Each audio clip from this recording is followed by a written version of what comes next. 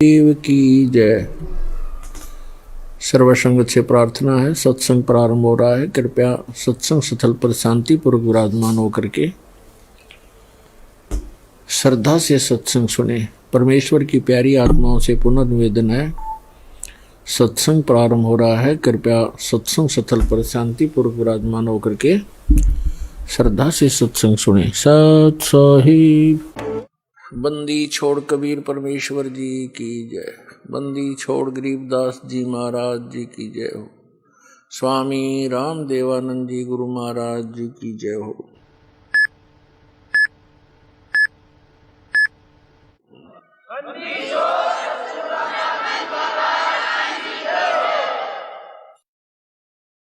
तो जल बूढ़त पकड़ो हाथा, अपने गुरु जी के प्रति ऐसी विनम्रता हो। बंदी छोड़ हे गुरु, क्योंकि गुरु होगा वो बंदी छोड़ ही होगा। बाकी नकली गुरु है, वह गुरु भी नकली गुरु है और वो बंदी छोड़ हो ही नहीं सकते। तो जो सही गुरु होगा वो बंदी छोड़ होगा। अमर करूं सतलोक पठाऊं, ताते बंदी छोड़ कहाऊं। अमर करूं और काल की बंद से छुड़वा कर सतलोक ले जाऊं, इसलिए मैं बंदी छोड़। गरीब नमो नमो सतपुरुष को नमस्कार, गुरु की नहीं। सुर नर मुनि जन साधुआ, संतों सर्वस दीन्हि। सतगुरु साहेब संत सब डंडो तुम प्रणाम। आगे पीछे मध्य हुए तिनको जा कुर्बान। नराकार निर्विषम काल जाल भय व्यंजनम। निर्लेपम निज निर्गुणम अकल अनुपवेशोन्दुनम। सोहम सुरति समापतम सकल समाना निर्तलय। उज्ज्वल हिरंबर हरदमम बेपरवा अथाह। वार पार नहीं मदतम। ग्रीव जो सुमर सिद्ध होई, गणनायक गलताना। करो अनुग्रह सोई, पारस पद परवाना।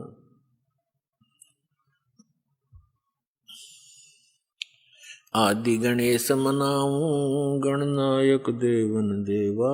चरण कमल लो लाऊं, आदंत करूं सेवा। परम शक्ति संगीतम, रिद्धि सिद्धि दाता सोई। अवगत गुण अतीतम, सतपुरुष निर्मोही। जगदम्बा जगदीशम, मंगल रूप मुरारी। तन मन अर्पों शीसम, भक्ति मुक्ति भंडारी। सुर नर मुनि जन जावे, ब्रह्मा विष्णु महेशा। शेष सहस मुख गावे, पूज्य आदि गणेशा। इंद्र कुबेर सरीखा, वरुण धर्म राय ध्यावे। समर्थ जीवन जी का, मन इच्छा फल पावे। 33 कोटि आधारा, ध्यावे शेष 88। उतरे बहु जल पारा, कट है यम की फांसी। 33 कोटि आधारा, ध्यावे शेष 88। उतरे बहु जल पारा, कट है यम की फांसी।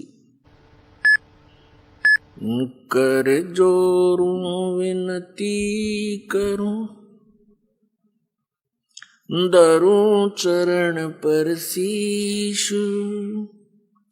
गुरु जी राम देवानंद जी महाराज ने, दियो नाम बख्शीश। कोटि कोटि सिजदा करूं, कोटि कोटि प्रणाम।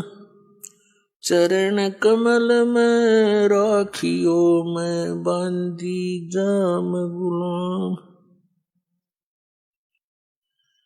कुत्ता हूँ गुरुदेव का,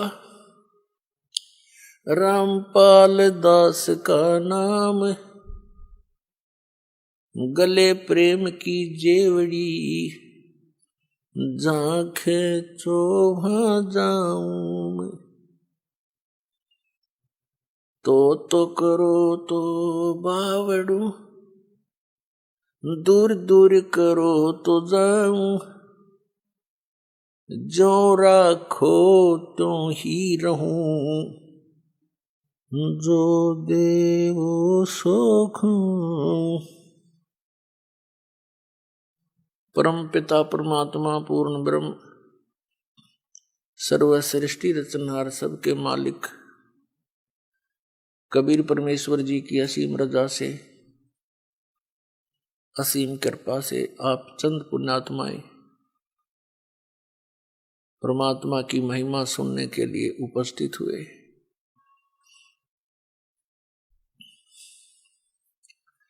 युगों युगों के पुण्यक्रम जिस पुण्यात्मा के साथ होते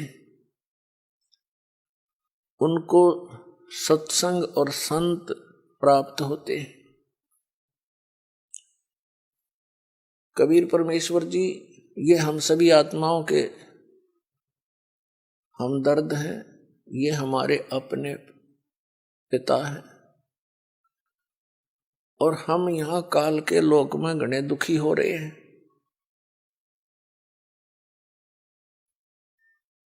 वो हमें दुखी देखकर स्वयं भी बहुत परेशान रहते हैं कि अब इनको कैसे काल के जाल से निकालकर अपने लोक में ले चलूं, क्योंकि यहाँ के भगवान ने, यहाँ के स्वामी ने, इस ब्रह्म ने, काल ने, ज्योत निरंजन ने आप जी को पूर्ण रूप से अज्ञान से रंग रखा है। आपको ना भगवान का पता, ना अध्यात्म ज्ञान का पता, जिससे ये पता चलता है कि आप कौन हो, ये यहाँ किस लिए जन्म और मर रहे हो, सारा जीवन संपत्ति इकट्ठी करने में सारा जीवन लगा देते हो, एक पल में आपकी मृत्यु हो जाती है, सब धरा धराया रह जाता है। ये के तो कोया बता, ये कोई जीवन है? हम इस सोच से जीते हैं कि हमारे बच्चे सुख से जी लेंगे, हम मकान बना चले, और बच्चों का क्या पता वो कितने दिन रहेंगे उस मकान में। तो इतनी बुद्धि हमारी काम ना करती, और यदि हम सोच भी ले तो फिर कोई विकल्प नहीं नजर आवा था कि इसका विकल्प क्या है। अब परमेश्वर ने इसका विकल्प आपके समक्ष खड़ा कर दिया। अब जितनी मेहनत और परिश्रम आप इस काल के जोड़ तोड़ में लगाया करते थे, उससे 20% भी इसमें लगा दोगे भगवान वाले में, तो भी आपका सदा का छुटकारा हो जाएगा जन्म और मरण से। आप सदा सुखी हो जाओगे, आपको यहां भी सुख मिलेगा। तो इसके ज्ञान होने से ही हम इस संसारिक कर्मों से उल्टे हटेंगे और भगवान की तरफ ज्यादा बढ़ेंगे। आपको यदि यहां भी थोड़ा बहुत जैसा यहाँ का सुख है वो चाहिए, तो भी आप जी ने कबीर परमात्मा की भक्ति ही करनी पड़ेगी। यहां भी सुख यही दे सकता है, आपके परिवार की रक्षा करेगा, आपकी रक्षा करेंगे, आपको भक्ति देंगे, आपके साथ साथ रहेंगे। जो जन मेरी शरण है ताका हूं मैं दास, और गेल गेल लाग्या फिरूं जब तक धरती आकाश। जो बच्छा गऊ की नजर में यूं साईं को संत, और भक्तों के पीछे फिरे वो भक्त वत्सल भगवंत। जब आप इसकी शरण में आ जाओगे, इस दास से उपदेश ले लोगे, उसी दिन से परमात्मा आपका हाथ पकड़ लेगा। और जैसे माता पिता अपने बच्चे की प्रत्येक सुविधा का ध्यान रखते हैं, ऐसे रखेगा। अब परमात्मा हमें याद दिलाते हैं आकर के, और कहा करते अपने आप में ही, अपने ही आप में उदाहरण दे देकर वो परमेश्वर हमें समझाने की चेष्टा करते हैं। परमात्मा आते हैं, अपनी प्यारी आत्माओं को समझाते हैं, तुम जिस क्रिया को कर रही है फाइनल नहीं है। इस क्रिया के, इस कर्म के साथ साथ आपने एक आवश्यक कार्य भुला रखा है, परमात्मा की भक्ति का। आप पे आए हैं, आप पे भगवान की में, आप पे परमात्मा है, और आप ही अपनी भक्ति के लिए अपने से अन्य भगवान बताकर आपको प्रेरित करते हैं। परमात्मा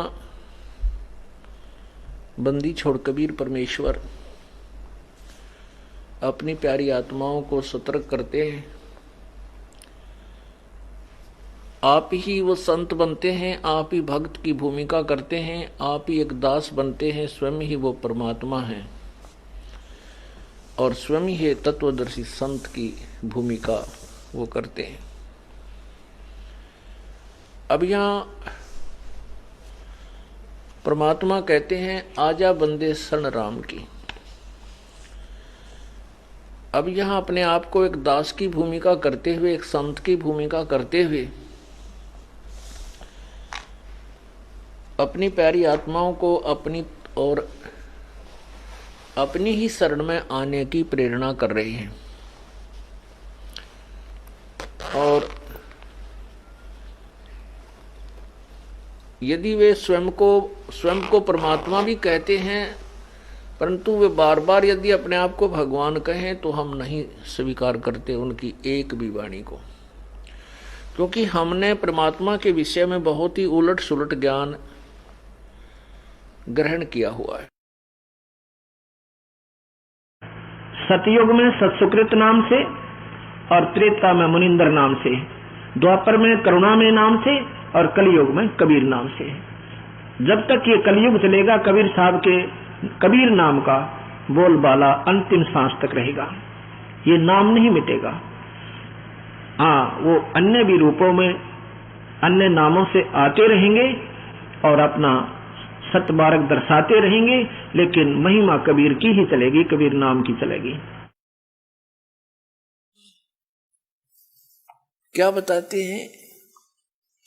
मानत ना मन मोरा साधो, मानत ना मन मोरा रे, बार बार मैं ये समझाऊं जग में जीवन थोड़ा रे, बार बार मैं ये समझाऊं जग में जीवन थोड़ा रे।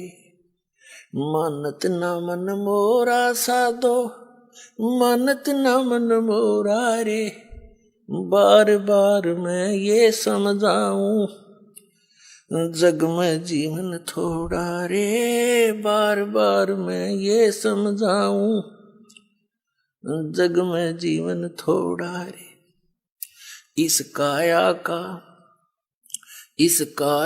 का गर्व न करियो, के काला के गोरा रे, इस काया का गर्व न करियो, के काला के गोरा रे, बिना भजन कछु काम न आव चाहे, एतर छड़को चहु ओरा रे, बिना भजन कछु काम न आव चाहे, अतर छड़को चहु ओरा रे। मानत ना मन मोरा साधो, मानत ना मन मोरा रे, बार बार मैं ये समझाऊं जग में जीवन थोड़ा रे, बार बार मैं ये समझाऊं जग में जीवन थोड़ा रे।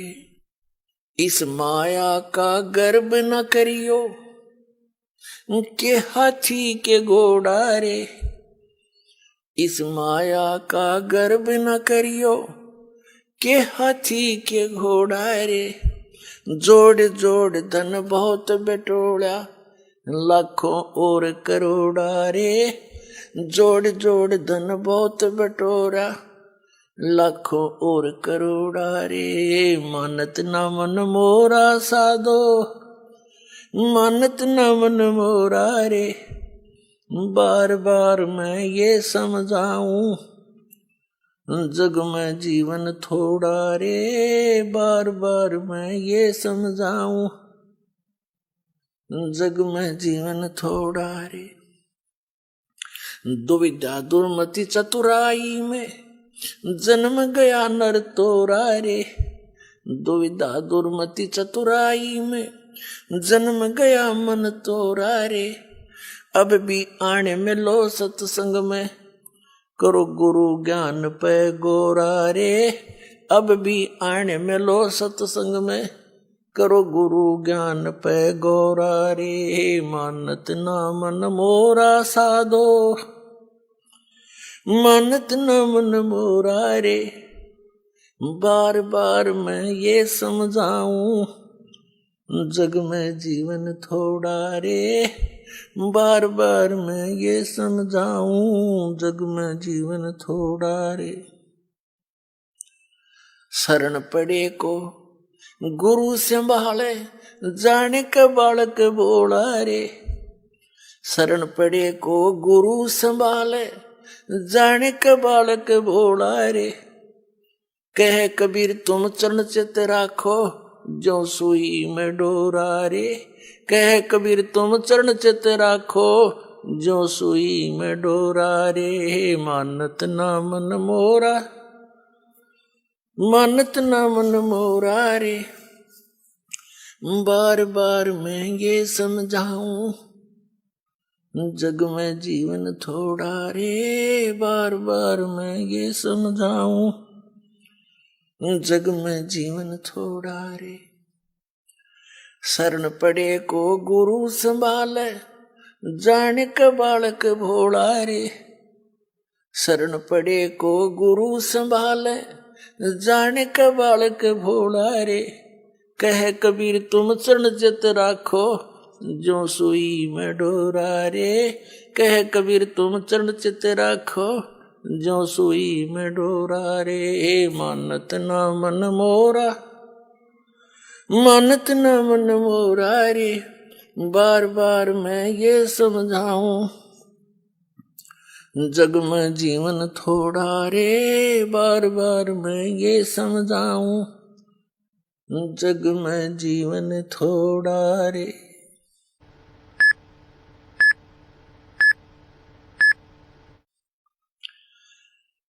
अपनात्माओं,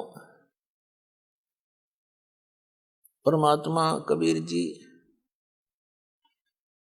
आपके लिए भटक रहे हैं, क्योंकि आप जी को तो नशा करा दिया इस काल ने, भांग पिला दिया झूठे रंग की, या झूठे सुख की भांग पिला दी। और आप इसमें इतने मदहोश हो गए, राम भूल गए, अपना गाम भूल गए, कहां से तुम आए थे। पुण्यात्माओं, ये ज्ञान परमात्मा स्वयं आकर ही हमें बताते हैं। और यदि वो परमात्मा स्वयं आकर के अपना ज्ञान प्रचार ना करे तो ये काल हमें कोई रास्ता नहीं देता। और इसी व्यवस्था में ये जीवन है यहाँ पर जीव का। किसी का बेटा मर गया, किसी की बेटी मर गई, कोई डाका मार गया, कोई चोरी कर रहा है, किसी की टांग कट गई, कोई लट्ठम लट्ठा, कोई मुकदमेबाजी। कोई प्राणी चैन से नहीं है। यहाँ एक रंग से लेकर राजा तक भी जीव को सुख नहीं। फिर क्या जीवन है ये? लेकिन ये आपकी पनिशमेंट प्लेस है, यो आपकी सजा का स्थान है ये। और इसको आपने यहाँ फाइनल मान लिया, तो जब तक इस जेल से निकलने का कोई साधन नहीं प्राप्त था तब तक तो व्यवस्था थी, अपनी मजबूरी थी। अब इस कैद से निकलने का अब ये तरीका बता दिया भगवान ने। इस परमेश्वर कबीर जी की शरण में आओ, इस दास के माध्यम से दीक्षा लो और फिर परमात्मा आपका साथी होगा। कहते हैं कर ले गुरु वकील मुकदमा भारी है, कर लो गुरु वकील मुकदमा भारी है। तो इब गुरु आपका वकील बनेगा इस जेल से आपकी मुक्त कराने के लिए। तो पुण्यात्माओं, सत्संग सुनने से आत्मा में एक प्रबल शक्ति आती है, एक जागृति आती है। इसको एक विशेष प्रेरणा होती है कि सचमुच ये कर क्या रहे हैं हम। ठीक है, कुछ हमारी मजबूरियां हैं क्योंकि हम विवश हैं। अब इस व्यवस्था के कारण हम सब कुछ जान भी लें और फिर भी कोई दाल नहीं गलती हमारी, क्योंकि जब तक समृद्ध शक्ति साथ नहीं होगी हम इस दलदल से निकल नहीं सकते। चाहे कोई दलदल में धंस गया, उसको मालूम पड़ गया, चाहे पहले नशे में गिर गया, नशा उतरने के बाद उसको पता भी चल गया कि मैं तो इतना दलदल में हूं और जितना हाथ पैर मारता हूं नीचे को जा रहा हूं, तो उस ज्ञान से कोई लाभ नहीं हुआ। उसको निकालने वाला बाहर चाहिए, दलदल से बाहर, और उसके बांध कर रस्सा घसीट के बाहर डाले। तो आप और हमारे साथ भगवान ऐसे करेंगे। पहले आपका नशा उतारेंगे कि तुम कहां बैठे हो, क्या कर रहे हो सारा जीवन, और उद्देश्य क्या था इस मनुष्य जीवन का। और फिर ये सतनाम का रस्सा आपका बांधेंगे काखा के नीचे, और फिर घसीटेंगे आपको, इसे बाहर निकालेंगे धीरे धीरे। ऐसे निकालना पड़ेगा कहीं आपको दुख भी ना हो, और सतलोक जाकर बैठा देंगे आपको। तो वहां जाने के बाद पता चलेगा सचमुच हम सतलोक आ गए। ऐसी दया बख्शेंगे आपके ऊपर यदि आप ऐसे भक्ति करते रहे। और वो धर्मराज के दरबार में, यानी यहाँ के न्यायाधीश के दरबार में जाकर आपकी वहां पर वकालत करेगा। उस धर्मराज को वो सारे विधान दिखावेगा कि ये है आपका विधान। श्रीमद् भगवत गीता अध्याय नंबर 18 के श्लोक नंबर 66 में कहा कि सर्वधर्मान प्रीतज माम एकम शरणं व्रज अहम तवा सर्व पापेभ्यो मोक्षामि मा शुच।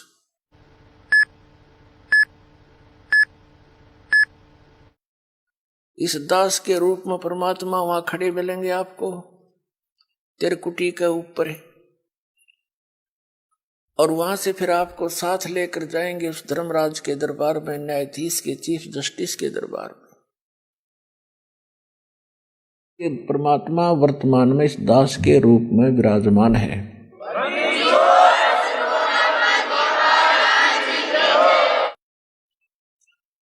और वहां कहेंगे ये देखो आपका विधान है कि सर्वधर्मान परित्यज माम, आपका भगवान कह रहा है, आपका राजा कह रहा है, मेरे सतर की सब पूजाएं मुझे छोड़ दे और फिर उसकी शरण में जा।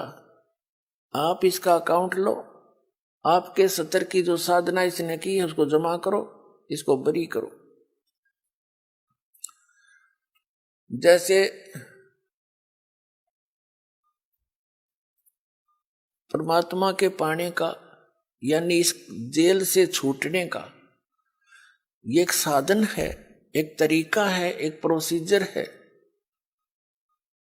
ये प्रथम मंत्र आपको प्राप्त हो तब आपको यहां तक बरी कराएगा परमात्मा, आपके साथ चलेगा वैसे तो यहीं से, लेकिन जब आप मूल कमल में पहुंचोगे आपका जाप होगा। ये प्रथम मंत्र में जो आप जाप करते हो मूल कमल का किलियम, तो वो परमात्मा आपसे पहले यहां तक तो आपको क्लियर कराए पाओगा, आपका डेबिट क्रेडिट साफ करके, और आपके वहां अकाउंट यहां तक तो ऑटोमेटिकली आप साफ मिलोगे। फिर त्रिकुटी में जाकर बात बिगड़ती है। वहां एक बहुत बड़ा मेला भरता है, वहां पर बहुत भयंकर स्थान है वो अनजान व्यक्ति के लिए। कहीं पर जैसे मेलों में आपने देखा हो, कहीं तक कोई नाच रहा है, कोई गा रहा है, कोई रीछ नचा रहा है, कोई बाजीगर तमाशा दिखा रहा है, कोई रागनी गा रहा है, किता कुछ ढोल पीट रहे हैं, और किता कोई साधु संत कोई कथा सुना रहा है। तो त्रिकुटी पर जाकर के बहुत बड़ा विशाल स्थान है वो, वहां पर ये काल नीचे के जो संत हैं नकली उसने भेज रखे हैं, इनके रूप धारण करके अलग अलग मंच बनाकर वहां सत्संग कर रहा होगा। और कहीं नाच रहे हैं, कहीं गा रहे हैं, कहीं पंक्तियां लगी हैं धर्मराज के दरबार में जाने के लिए। तो वहां यदि परमात्मा आपके साथ नहीं होंगे तो आप विचलित हो जाओगे। और उस समय परमात्मा आपकी बाजू हाथ पकड़ेगा, जैसे बालक का उंगली पकड़ लिया करे माता पिता, कहीं मेले में रड़ ना जाइयो, गुम ना हो जाए, यहां पर ऐसे साथ ले जाएगा। अब बच्चा भीड़ के अंदर कहीं भी कोई आकर्षक वस्तु देखता है, पिता का हाथ छुड़ा कर उसकी तरफ भाग जाता है, पिता को ध्यान नहीं रहे तो मेले में गुम हो जाता है। तो वहां ऐसी स्थिति है। तो क्या बताया है कि जब प्रथम मंत्र आपको दिया जाएगा तो ये यहां तक की कैद आपकी मुक्त हो जाएगी, कंठ कमल तक, इनसे यहां तक बरी हो जाओगे आप इन 5 मंत्रों से। इसके साथ साथ जो 2 नामों की जो धन है आपका, वो आपको अलग से मिलेगा। आपके सतलोक जाने वाली कमाई में वो सहयोगी होगा, क्योंकि वो उस परम पिता का जाप है। इसलिए उस सारनाम की जो आपको मिलता है लेट, उसकी कुछ पूर्ति ये 2 मंत्र करते रहते हैं साथ के साथ। क्योंकि डॉक्टर को पता होता है कौन सी औषधि इस रोग में रोग काटने की है, कौन सी इसके बॉडी को सपोर्ट देने की है। तो कंप्लीट कोर्स डॉक्टर ही जानता है, जो वेल नोन होता है। तो ये दास इस रोग का डॉक्टर है। इस पृथ्वी पर नहीं है कोई व्यक्ति और जो इस दास को ज्ञान है।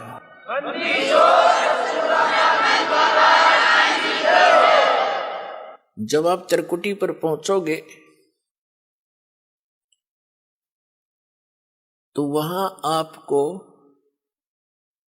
इस दास के रूप में परमात्मा मिलेंगे।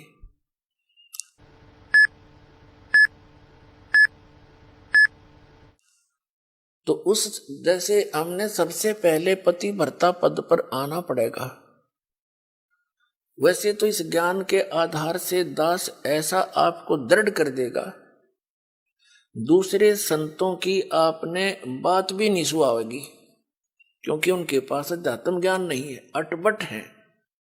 तो उस त्रिकुटी के उस मेले में वह कई सत्संग भी कर रहे होंगे, आप उधर देखो भी कोई ना कि ये तो बांडे हैं नींद में, इनका पास कुछ नहीं है। ऐसी भावना जैसी आपकी यहां भावना है, जैसे विचार है, तो वहां ऐसा ही होगा। जैसे स्वप्न में जैसे विचार हैं, जैसे आपकी क्रियाएं हैं, तो स्वप्न में भी वही कई बार क्रियावान हो जाती है, ऐसा वहां रहेगा।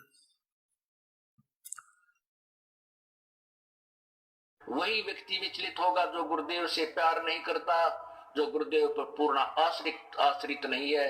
जैसे आप सत्संग में आते हो, यहाँ भी एक दूसरे से यारी जोड़न में लागे रहते हो, तो फिर वो भी आपको हानि कर जाए, क्योंकि काल वहां पर हो सकता है आपके किसी यहाँ बने हुए मित्र के रूप में खड़ा हो जाए और आप उसके साथ साथ उस दूसरे स्थान पर जा पहुंचो। इसलिए हम परमात्मा कहते हैं, गुरु को तजय बजय जो आना, तापस्वा को फोकट ज्ञाना। तो जैसे आप जी ने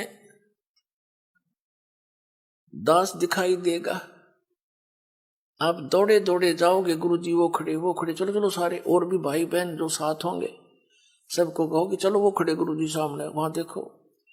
जैसे अब आपका भाव बना है, वैसे तो स्वभाव है साथ श्रद्धालु का। ये नकली गुरु भी दिखाई देते हैं, उनके ऊपर भी ऐसे झूम जाते। एक हीरो हीरोइन दिख जाती है तो वहां भी झूम जाते। ये तो स्वभाव है इस मन का, इस जीव का। लेकिन अब इस स्वभाव को हमने सदुपयोग करना है, ठीक ठिकाने करना है इस भाव को। गलत ठिकाने से हम यही फंसे रह जाते।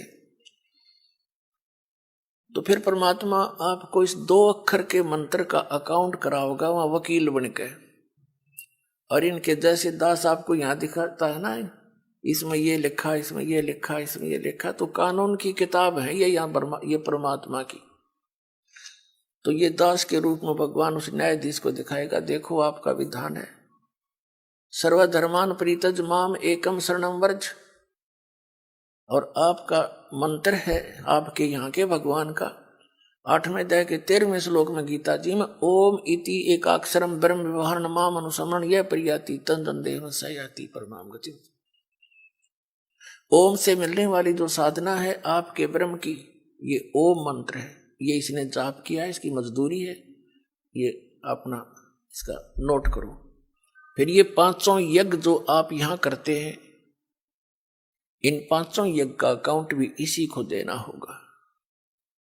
वो सारे के सारे तैयार करके कागज तैयार रखेगा भगवान, उसके दरबार में जमा करा देगा। फिर कहेगा कि ये ओम नाम का जाप आपकी कमाई है, रुको, बाकी इसका अकाउंट क्लियर करो। 2 मिनट में साफ मिलेगा आपका।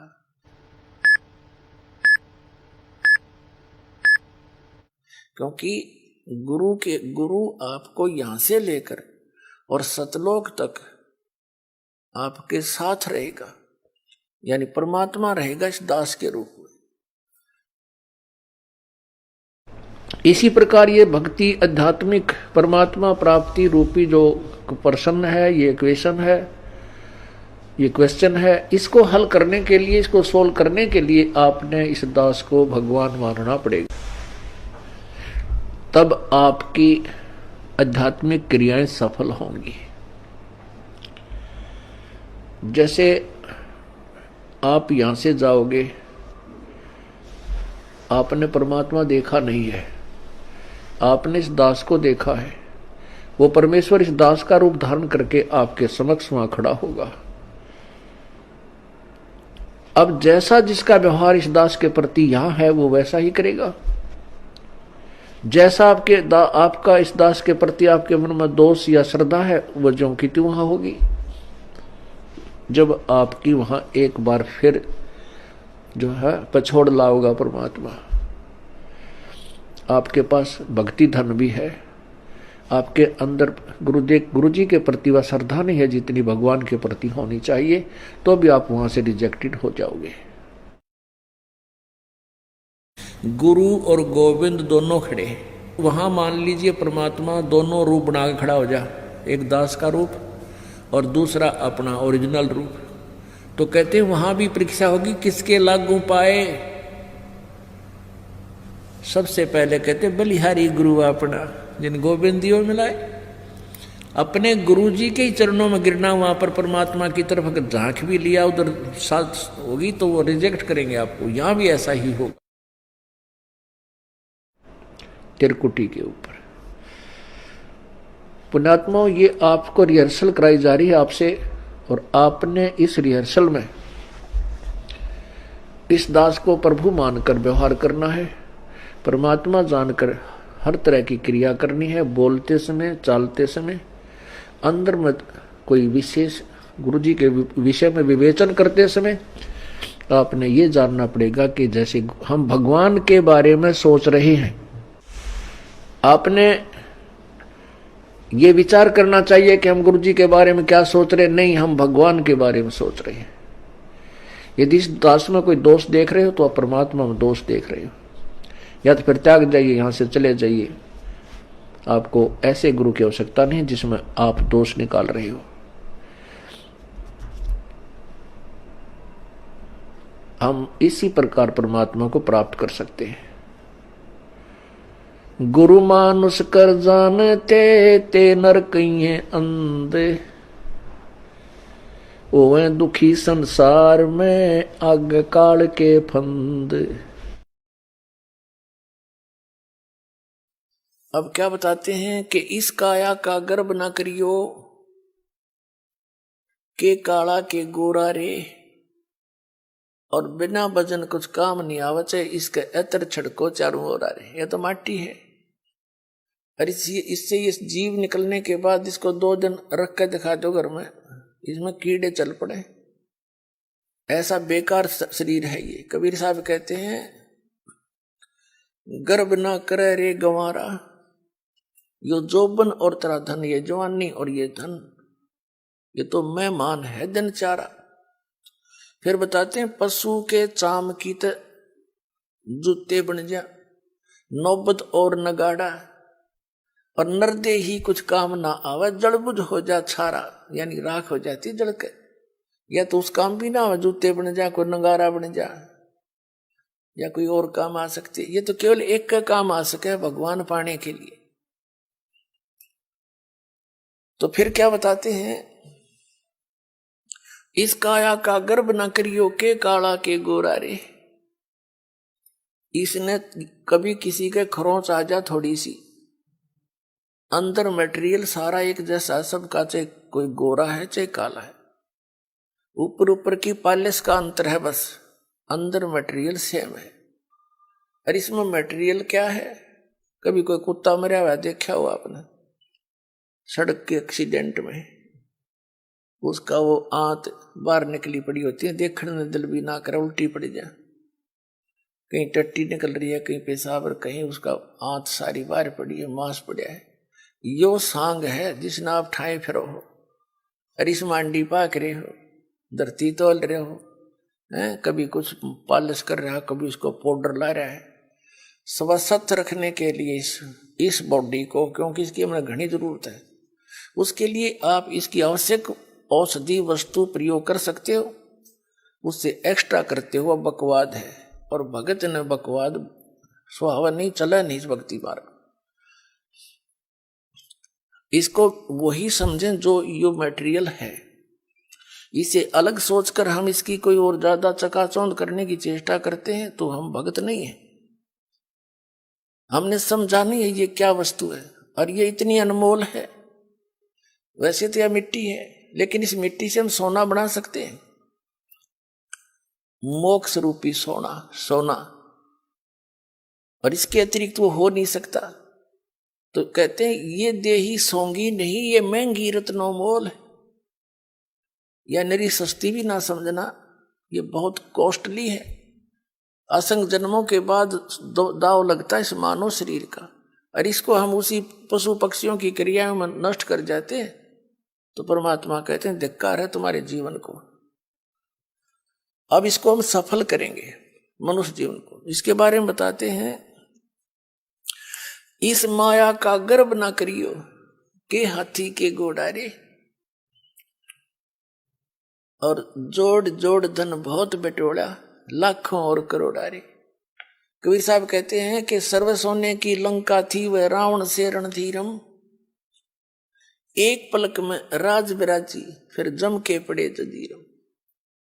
सारी सोने की लंका बनाए बैठा था कुबद्दी, सोने की, जैसे हम गारा मिट्टी के ईंट बनाते हैं ऐसे सोने की ईंटें बना के और सोने की गारा से उसको चढ़ा रखा था।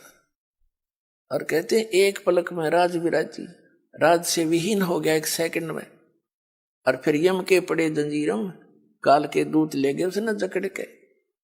हमें ये दंत कथा सुनाया करते ये आचार्य और शंकराचार्य हमारे धर्मगुरु, ये मंडलेश्वर संत कहते हैं रावण की मुक्ति होगी, श्री राम के हाथों मर गया। कोई बात हुई है? इसी को दिन को मार दो, ऐसे जालिम व्यक्ति को फिर स्वर्ग मिल लगा, मुक्ति होया कर उसकी। फिर भक्ति की आवश्यकता क्या रहेगी? राम तो मर जाते सारे, फिर राम ने अपना परिवार ना मारा एक भी, जब सद मुक्ति होनी थी। तो ये बकवाद गड़ा करते, न ज्ञान था को नहीं, जनता को मूर्ख बनाकर अपने पीछे लगाए रखना इनका उद्देश्य था। अब बुद्धिमान हो, भक्ति करनी है तो विवेक से करो, न तो कोई फायदा नहीं डले डोन का। तो परमात्मा बताते हैं कि इस संसार की किस वस्तु की डिमांड करते हो आप? क्या मांगो कुछ स्थिर ना रहाई, और देखत नैन चला जग जाई। 1 लाख पूत 1.25 लाख नाती, उस रावण का दीवान बाती। यदि आप भगवान से धन की डिमांड करते हो, उस रावण जितना धन तो आप मेरे ख्याल में 100 जन्म भी नहीं इकट्ठा कर सकते। और एक पुत्र ना है किसी के, वो पुत्र डिमांड करता रहता है, बस ये मरे जाए, वो पुत्र वाली डिमांड ना पूरी होती इसकी। तो बिना ज्ञान के हम ऐसे दुखी थे, इस ज्ञान से हमारी 90% ये अननेसेसरी जो डिमांड है ये खत्म हो जाएगी।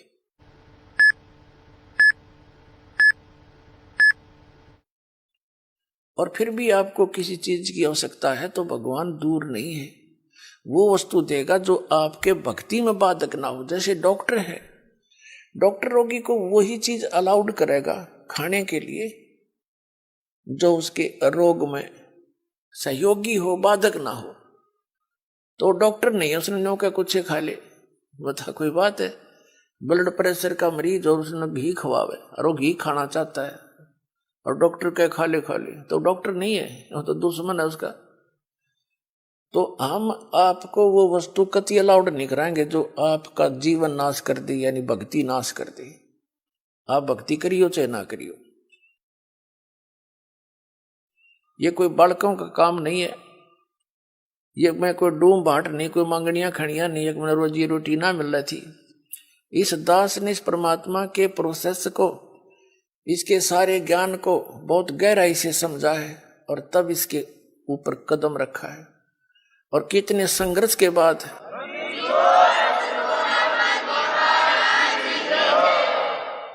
ये दास जूनियर इंजीनियर सिविल हरियाणा में नौकरी करता था, इरिगेशन डिपार्टमेंट। जब से ये ज्ञान हुआ, एक नारी तड़प बनी और ये सोचा करता था कि भगवान ये सभी मेरे जैसे दुखी हैं, सभी परमात्मा के लिए भटक रहे हैं। कोई सालासर जाता है, कोई वैष्णो देवी, कोई अमरनाथ के इतनी भयंकर पहाड़ियों पर चढ़ जाता है, वहां मर भी जाते हैं बर्फीले तूफानों से, फिर भी जाते हैं, अगले दूसरे हिचकते नहीं। और ये ज्ञान यदि आपके बच्चों तक पहुंच जाए, भक्ति ते न करनी है तो या अच्छी भक्ति करेंगे तो काम आओगे, तो डरे ढोरे। और कुछ फिर ये हुआ था कि असंग जन्म हो गया, हमने ये नौकरी करते हैं कि तो बालक पैदा करके न पालते पोसते, राजा भी बन दिए, परमात्मा का विधान बताता है, फिर गधे भी बन गए। तो ये सोचा था दास ने कि भगवान दया करे, उसका प्रचार करूं। जब तक आदेश नहीं था नाम का, तो भक्तों से मिलता था, अपने मित्रों से, रिश्तेदारों से, घर वालों से, सबको कहता कवाता, और जो समझ जाता नाम दिलवाता था अपने पूज्य गुरुदेव जी से। फिर और मन में ये सोचा करता कि इस नौकरी ने छोड़ छाड़ के अपनी तो भक्ति करूं, इसमें तो सारा दिन सिर दर्द रहता है। लेकिन वो भी हमारी अपनी बालक वाली सोच थी। लेकिन परमात्मा का ज्ञान तो ये कहता है कि डेरे डंडे खुश रहो, खुश रे लेना मोक्ष, द्रुपरलाद भी पार हो गए, फिर गृहस्थी में के दोष। तो फिर दिल सा डटे था।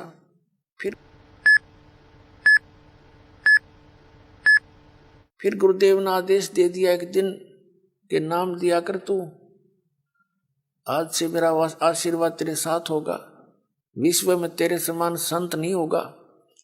मैं उनके मुंह की तरफ देख रहा था।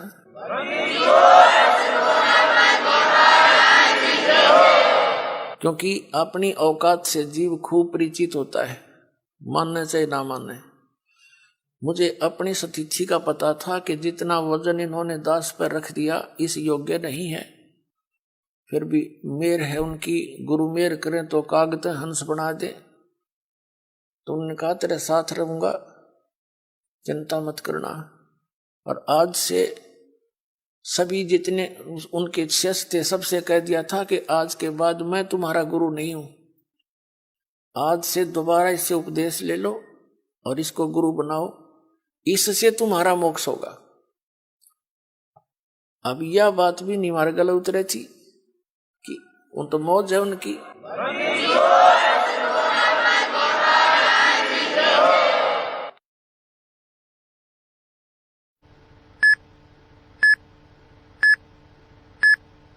कहने का भाव यह था कि उन्होंने अपना वजन तार दिया। क्यों? उन परमात्मा के हंस थे वो खास, और सुनियोजित तरीके से इस पिछली पीढ़ी तक ये मूल धन लाना था हमने, और वो उनको उनके से द्वारा पार नहीं होने थे, ये पार इस दास के द्वारा होने थे। इसलिए उन्होंने अपना पल्ला झाड़ दिया और अपना वजन कति खत्म कर दिया। मैं तुम्हारा गुरु नहीं हूं, अब ये है वो गुरु जिसकी तुम्हें आवश्यकता है। छुड़ानी के अंदर उन्होंने स्पेशल ब्लॉक सबको सामने कह दिया था। तो बुद्धिमान व्यक्ति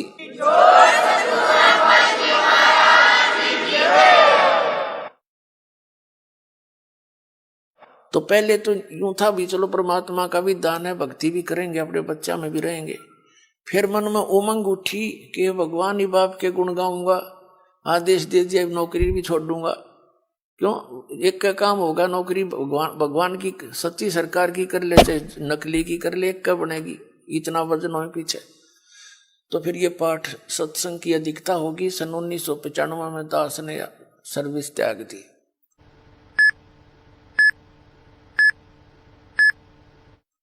और खुशी मनाई थी कि वहां चलो असंग जन्म का झंझट था, इब निमट गया, अपना भक्ति करूंगा, अच्छे भगत मिलेंगे, सब तो प्यार तरह करेंगे, ज्ञान सुनाया करूंगा। अब मैंने सोचा था कि अब मैं चैन से रहूंगा। अब इसमें देखा इस जितना झंझट की तो पाया कोई ना। साची को कबीर साहब कहे हैं, साची को और मारना है, भला करूं और बुरा बतावें। वो नए सिरे तो और संघर्ष शुरू हो गया। जिस भी गांव नगर में हमने जाकर सत्संग किए थी, 2-2, 3-3 दिन एक घर में पाठ करके हम सत्संग सुनाया करते थे। तो उस नगर के जो वो नकली संत 1-1, 2-2, 10-10, 20-20 सब गांव में बैठे हैं। उनको पता चले वो तो ब्रह्मा विष्णु महेश के बारे में ये कहता है, देवताओं की पूजा की भी मना करता है, ऐसा करता है। तो वो गांव गांव में शत्रु पैदा हो गए। हम नहीं उनको कुछ शत्रु मानते थे, लेकिन वो रोजी रोटी वाले हमें मानने लगे। तो यहां तक बात बढ़ती बढ़ती फिर आपने पता है क्रोथा कांड करा दिया इन दुष्ट लोगों ने। ये जनता के हितैषी नहीं, और जिन्होंने भी परमार्थ की चेष्टा की है ये सदा आगे अड़ते रहे। जैसे ईसा मसीह जी ने सच्चाई कहने की चेष्टा की थी, करस करवा दिया इन दुष्ट लोगों ने। कबीर परमेश्वर जी ने सच्चाई की ढोल के डंके पे इन्होंने वो दुख दिए इन नकली गुरुओं ने। कलेजा मुंह को आता, पर भगवान की जब लीला पढ़ता है ये दास पढ़ी नहीं जाती है। आपके लिए भटक रहे हो, और इस दास के लिए क्या हुआ आपको पता नहीं। दास तो खूब गहराई से निकला, या मेरे साथ जो भक्त रहे हैं उनको पता है कितने संघर्ष से ये ज्ञान ऊपर को आया है, लेकिन सारा कबीर साहब का ही रहा है।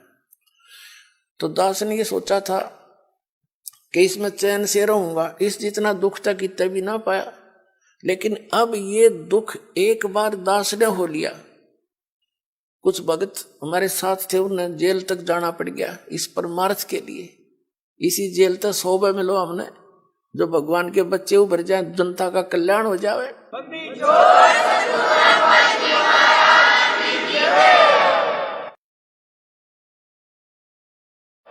तो उस दिन से लेकर आज तक वो संघर्ष जारी है।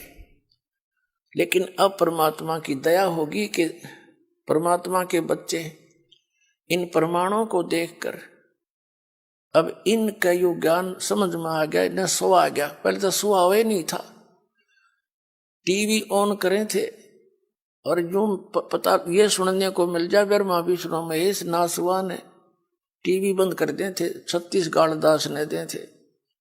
यो बकवाद करता है, ब्रह्मा विष्णु जी को भी नासवान बताता है, इनके माता पिता बताता है। मैं तो पढ़ के सुनाता हूं, बताता नहीं। इनका इतिहास लिखा हुआ है, और वो तुम्हें पढ़ने को, आप जी को मिला नहीं पढ़ने को, आप समझ नहीं सके। दास तो समझ आ रहा है कि ये लिखा है इनके इतिहास में, तो अब मान गए ये। तो कहने का भाव ये है पुण्यात्मा, जो प्रसंग चलता था वही आते हैं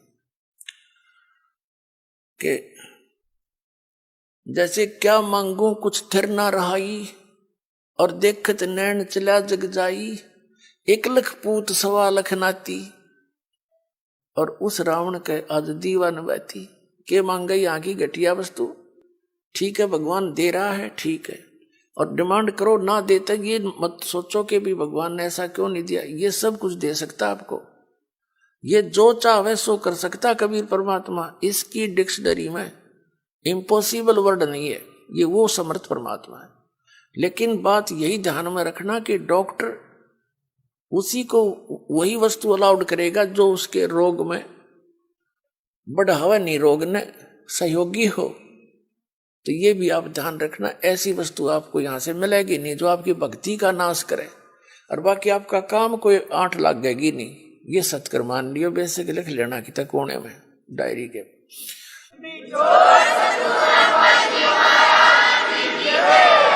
तो क्या बताते हैं कि दुविधा चतुराई, दुविधा दुर्मति चतुराई में जन्म गया नर तोरा रे, और अब भी आन मिलो सत्संग में, और करो गुरु ज्ञान पे गौरा रे, यानी गौर करो इसमें, गड़े ध्यान से विचार करो जो गुरु जी ज्ञान बताते हैं। फिर बताते हैं कि शरण पड़े को गुरु संभाले, जान के बालक भोला रे, और कह कबीर तुम चरण चित राखो, ज्यों सुई में डोरा रे। जैसे सुई में धागा डाल देते हैं और नीचे गांठ लगा देते हैं, धागा उस सुई के लटकता रहता है, उसके ऐसे चिपटा रहता है, उसे दूर नहीं हो सकता, उसको साथ साथ ले जाएंगे, साथ लटकता जाएगा। कहते हैं शरण पड़े को गुरु संभाले, जान के बालक भोला रे। पुणात्माओं, जैसे जितने भी दास ने बहुत इतिहास दिखाए नकली ऋषि में, ऋषियों के संतों के, सभी का विधान है कि जो कर्म में भाग में लिखा है वो तो आपने भोगना ही पड़ेगा। भाग्य में जो लिखा है उसको प्रारब्ध कहते हैं, प्रारब्ध। अब प्रारब्ध में हमने जो दुख भोगने पड़ेंगे, फिर भक्ति की आवश्यकता क्या है? कौन करेगा भक्ति? एक दो चोटी सी लाग जब आदमी फूक देगा ठाके सारी मूर्तियां नरुन फोटुआ ने, तो क्या कैसे भक्ति कर सकता है? दिल टूट जाता प्राणी का। भक्ति करने की उत्साह तभी बनता है जब आदमी आने वाली आपदा का पता लग जाता है कि ऐसा होना था, और फिर एकदम परमात्मा उस बला को टाल देगा आपकी, और आपको महसूस भी होगा सचमुच आज शरण में ना होते थे, बिजली गिर गई थी। तो फिर दूनी रुचि बनेगी भक्ति में। तो क्या बताते हैं कि जब तक आप गुरु की शरण में नहीं आते तो तब तक आप बालक थे, भोले बालक थे। और छोटा बच्चा अबोधपने में जैसे पालने में लेटा है बच्चा, बेटा या बेटी, और टट्टी पेशाब कर दिया कपड़ों में ही, और हाथ पैर मार के सारे कपड़े भी खराब, पैर पूर भी लथेड़ दिया लपट के एक टट्टी में, और फिर रोने लगता है, तो माता समझ जाती है कि इसने कोई भूख लगी होगी। वो जाती है उसको संभालने के लिए, तो क्या देखती है? सारे कपड़े भी खराब कर रखे, टट्टी भी कर रखी, पेशाब भी कर रखे। तो उसने बालक बुरा नहीं लगता, उसको पता है, इसने पता को नहीं, ज्ञान है मां ने कि इसको पता नहीं, बालक से उसको ऊपर कोई दोष नहीं, कोई क्रोध नहीं करती। उन्हें उठावेगी, धोएगी, मांजेगी खूब अच्छी तरह, कपड़े धोकर सुखावेगी, नए पर आवेगी, और छाती के लावेगी, फिर लाड करेगी, दूध पिलावेगी। तो आज जब तक इस शरण में नहीं आते परमात्मा कबीर जी की में, आप ऐसे बच्चे हो, और अनजानपने में ना जाने कितनी गलती करके आप कति छट गए, उसमें लथड़े पड़े हो। लेकिन कहते हैं शरण पड़े को गुरु संभाले, और जान का बालक भोला रे, कह कबीर तुम चरण चित राखो, ज्यों सुई में डोरा रे। आपका इतना काम है।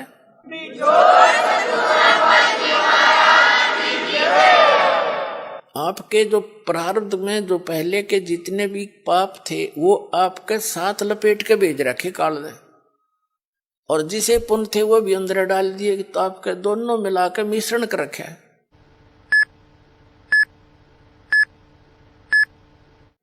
तो अब परमात्मा आपके उन पापों को धोएगा सारा ने, और फिर आपको समझ कर लेगा, और समझ करके फिर सीने का लगाओगा, और सतलोक में ले जाकर दूध पियावेगा, यानी वहां सदा सुखी कर देगा आपको।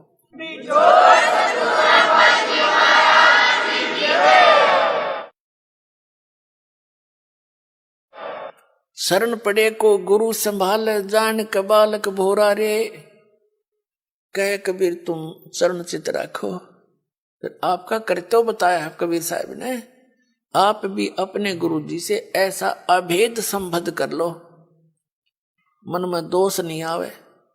जिस दिन आपके गुरु जी के प्रति कोई विकार आता है, यानी कोई कमजोरी झांकते हो गुरुदेव के अंदर, तो उस दिन आपका नाम खंडित हो जाता है, और काल यही चाहता है कि ये एक बार संत से इसका कनेक्शन कट जा, फिर यो कितना धक्के खाए जाइयो, कहीं तेरा लंबा चौड़ा का क्षेत्र है इसका, तो फिर इसको यही उलझा कर मार देता है।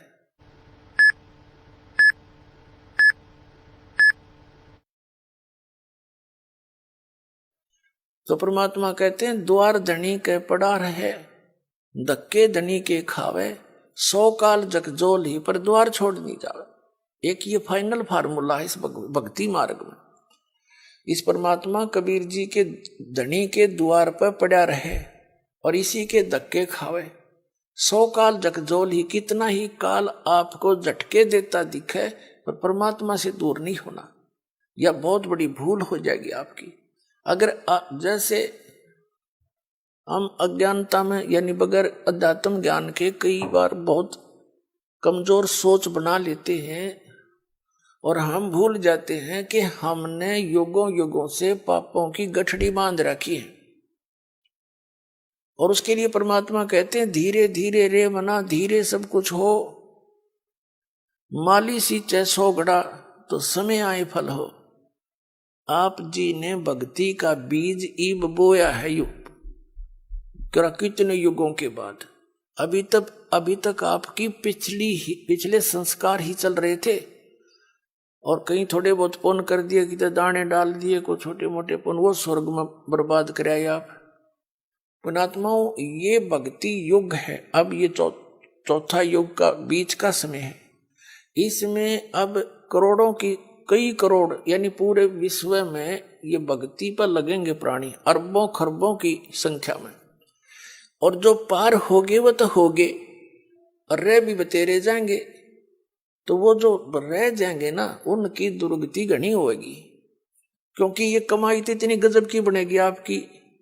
पहले मंत्र से बहुत गजब की कमाई बन जाती है, जबरदस्त भक्ति धन संग्रह होता है आपका। और फिर उनके अगर आप पार नहीं हुए तो क्या करेगा आपके साथ में। जैसे आपकी भक्ति धन इन ऊपर के लोकों में आपको इनका प्रतिफल मिलेगा।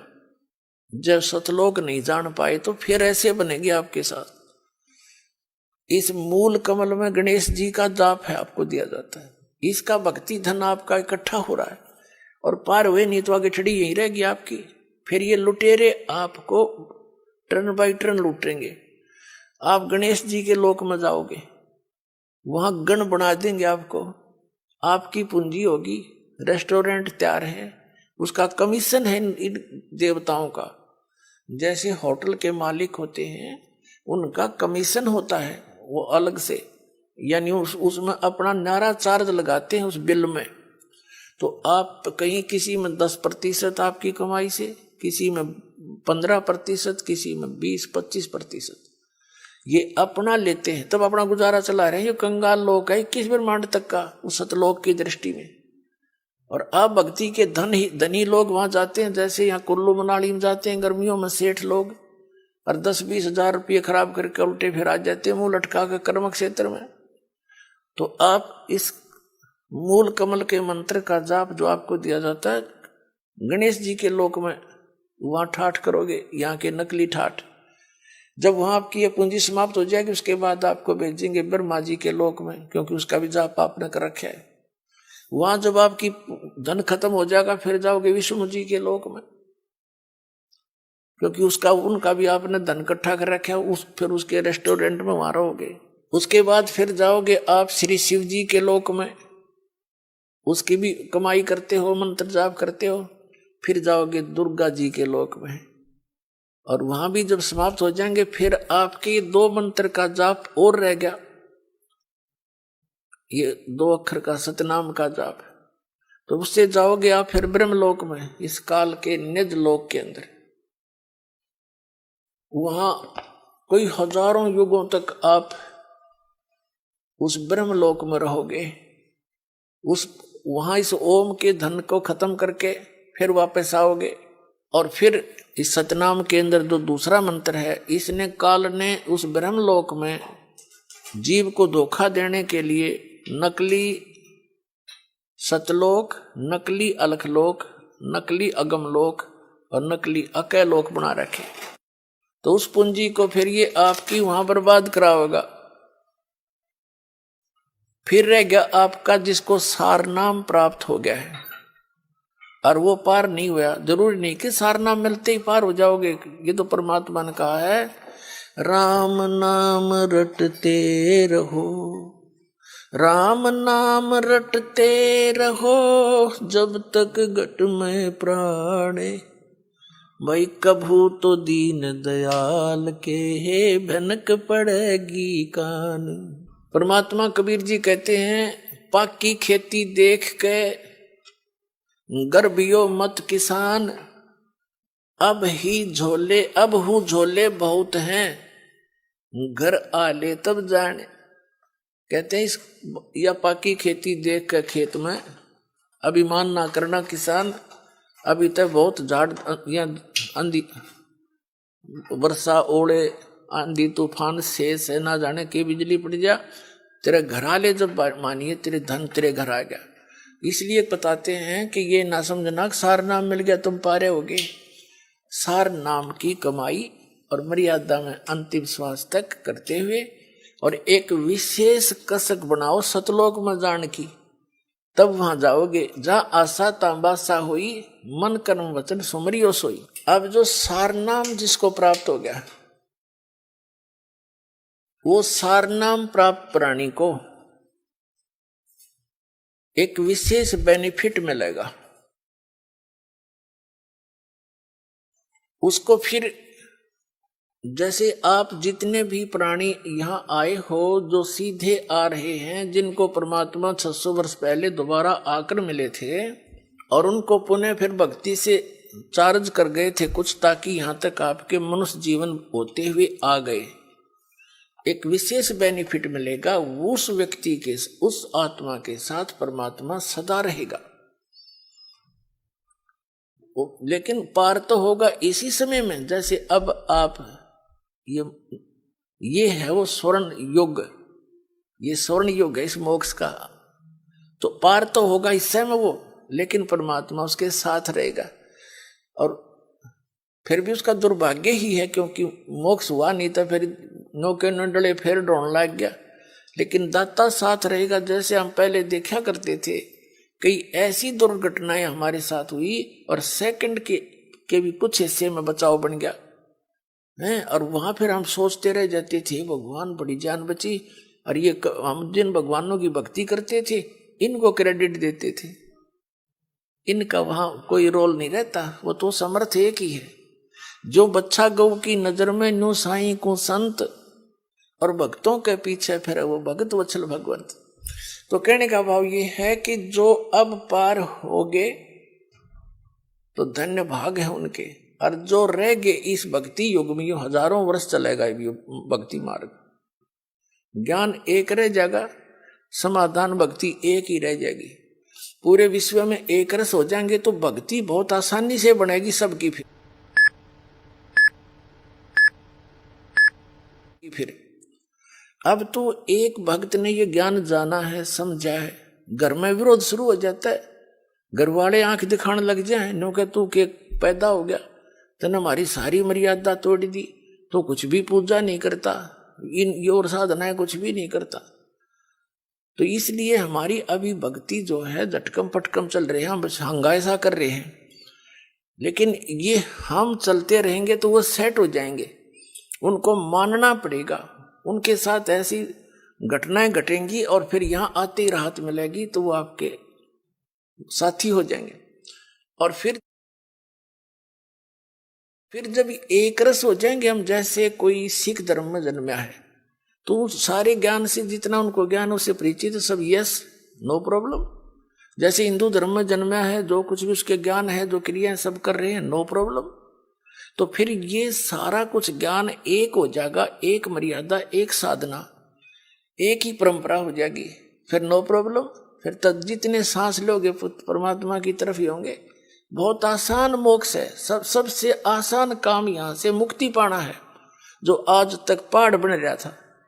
इस सीधे से, इस मंत्रों से काम करते करते भक्ति करो, प्यार से रहो, सबको दुखी जानो, यहाँ सभी दुखी हैं, यहाँ सब लावारिस हैं, ये समझ लेना आप। लेकिन कद समझ में आओगी वो थोड़ा टाइम लगेगा। हम सब लावारिस हैं, हमारा वारिस सतलोक में है और हम अपनी गलती करके इस काल का फंस गए। ये तो विलियन है, हर तरह से धोखा देकर हमसे सब क्रियाएं बाई फोर्स करवा रहा है। किसी भी कार्य को देख लो आप, संतानोत्पत्ति बाई फोर्स कराता है, इतनी वासना पैदा कर देता, बलात्कारों तक कर जाते हैं दुष्ट लोग। तो कोई बात है यार? और इसी कोई भी कार्य आप देख लो, सारा विवश करके करवाया जा रहा है। ये नहीं करोगे तो ऐसा नहीं होगा, ऐसा नहीं करोगे तो ऐसा नहीं होगा। और वो सतलोक है जहां पर आप जिस सुख की यहाँ खोज कर रहे हो वहां मिलेगा। जैसे यहाँ हमने कहाँ तक कोशिश कर ली, रिमोट लगा लिए टीवी चलाने के, अंगूठा नहीं, काम ना करना पड़े, मौज करें। लेकिन क्या एक रिमोट से काम खत्म हो गया? तो ये हमारी चेष्टा है कि हम काम थोड़ा करें, सुख गणा हो, धन गणा मिले, सुविधा सारी हो, और काम करना नहीं हो। हम बच्चों को इसलिए पढ़ाते हैं अच्छे अफसर बन जावे हैं, काम थोड़ा और धन गणा और आराम से रहेंगे। आराम रूम तो उसने है नहीं, मुझे पता कितना आराम है नौकरी वाले ने, सारा दिन टेंशन में रहता है वो, जितना बड़ा अधिकारी बनता चला जाता। पर हम तो गधे हो गए, इन दुखों ने सहन करने के आदि बन गए, सहन मस्ती मान रहे हैं। झूठे सुख को सुख है ये मान रहा मनमोद, ये सकल से भी ना काल का कुछ मुख में कुछ गोद। तो कहने का भाव ये है कि जो सतलोक में सुख है हम उसकी तलाश यहाँ कर रहे हैं। ये सुख साख तो किसी को है नहीं। तो प्रसंग चल रहा था, हम वहीं आते हैं कि परमात्मा हमारे लिए भटक रहे हैं। अच्छा, फिर हम क्या होगा? जैसे अब क्या बताते हैं कि इस ज्ञान के आधार से यहां कोई रह भी जागा, रह तो जाएंगे कुछ लास्ट से में, तो फिर क्या होगा? परमात्मा कहते हैं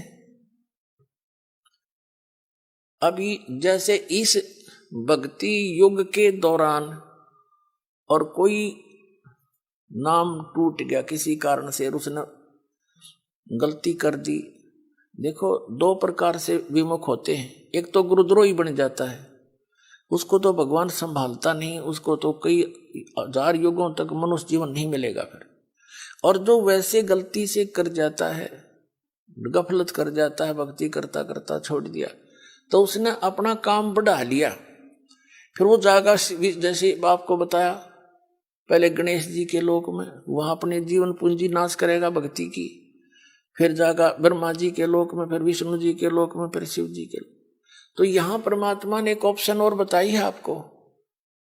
कहते हैं शिव मंडल ब्रह्मापुरी चाहे विष्णु लोक में हो, हमरे गुण भूले नहीं तो आन छुटाऊं तो। कितना कितना रहम किया आपके ऊपर।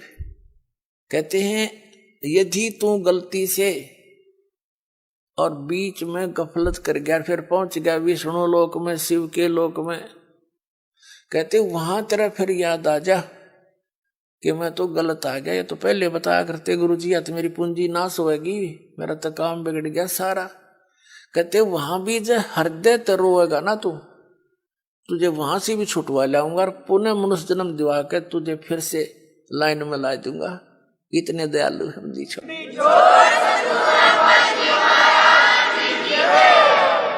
शिव मंडल ब्रह्मापुरी चाहे विष्णु लोक में हो, और हमारे गुण भूले नहीं। ये गुण है भगवान के, ऐसा दयालु है, ये कर्म करने चाहिए, इनकी पूंजी हमने यहाँ नहीं प्रयोग करनी है, ये तो हमारे साथ धोखा हो रहा है। कहते ये गुण याद रह गए वहां भी। शिव मंडल ब्रह्मापुरी चाहे विष्णु लोक में हो, हमरे गुण भूले नहीं तो आन छुटाऊं तो। और फिर क्या होगा? जैसे लास्ट में जो रह जाएंगे, लास्ट के क्या होगा? लास्ट जो भक्ति इस कलयुग में हजारों वर्ष तक ये अब चलेगा, दाता की दया होगी, क्योंकि प्रोमिस है परमात्मा का कि इस पिछली पीढ़ी में जहाज भर भर ले जाऊंगा सतलोक में अपने बच्चा की, और वहां ठाठ कर देंगे।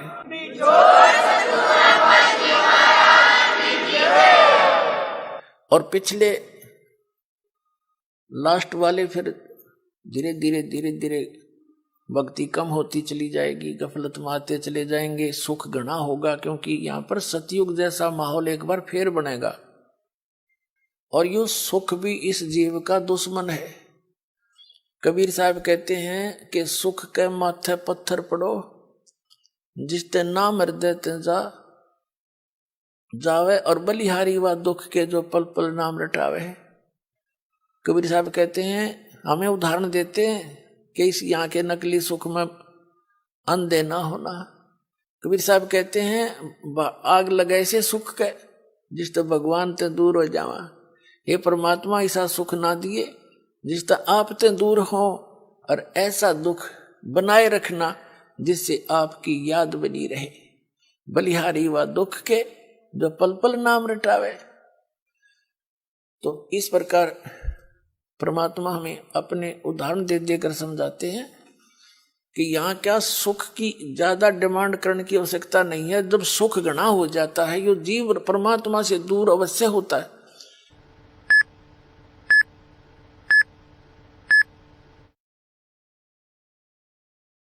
आप देख लो, कितना बड़ा सेठ हो, ठीक है, कभी महीने 6 महीना में कितना माथा टेक आया, 10,000 रुपये दे आया, बस इतनी सी रह जाती है इनकी।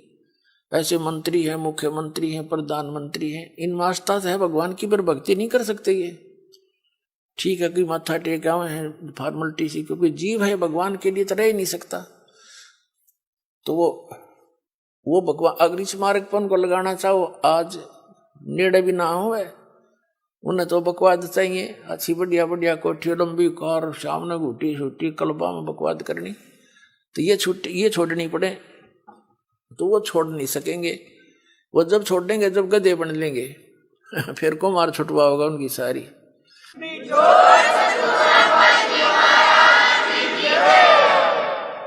अब पुण्यात्माओं, जो प्रसंग चल रहा है वहीं आते हैं। अब क्या बताते हैं, जैसे प्रसंग ये चला है कि आप जी इस परमात्मा के शरण में आए हो, और आप कुछ धर्म पुण्य भी करते हो, क्योंकि हर तरह से ज्ञान दिया जाता है।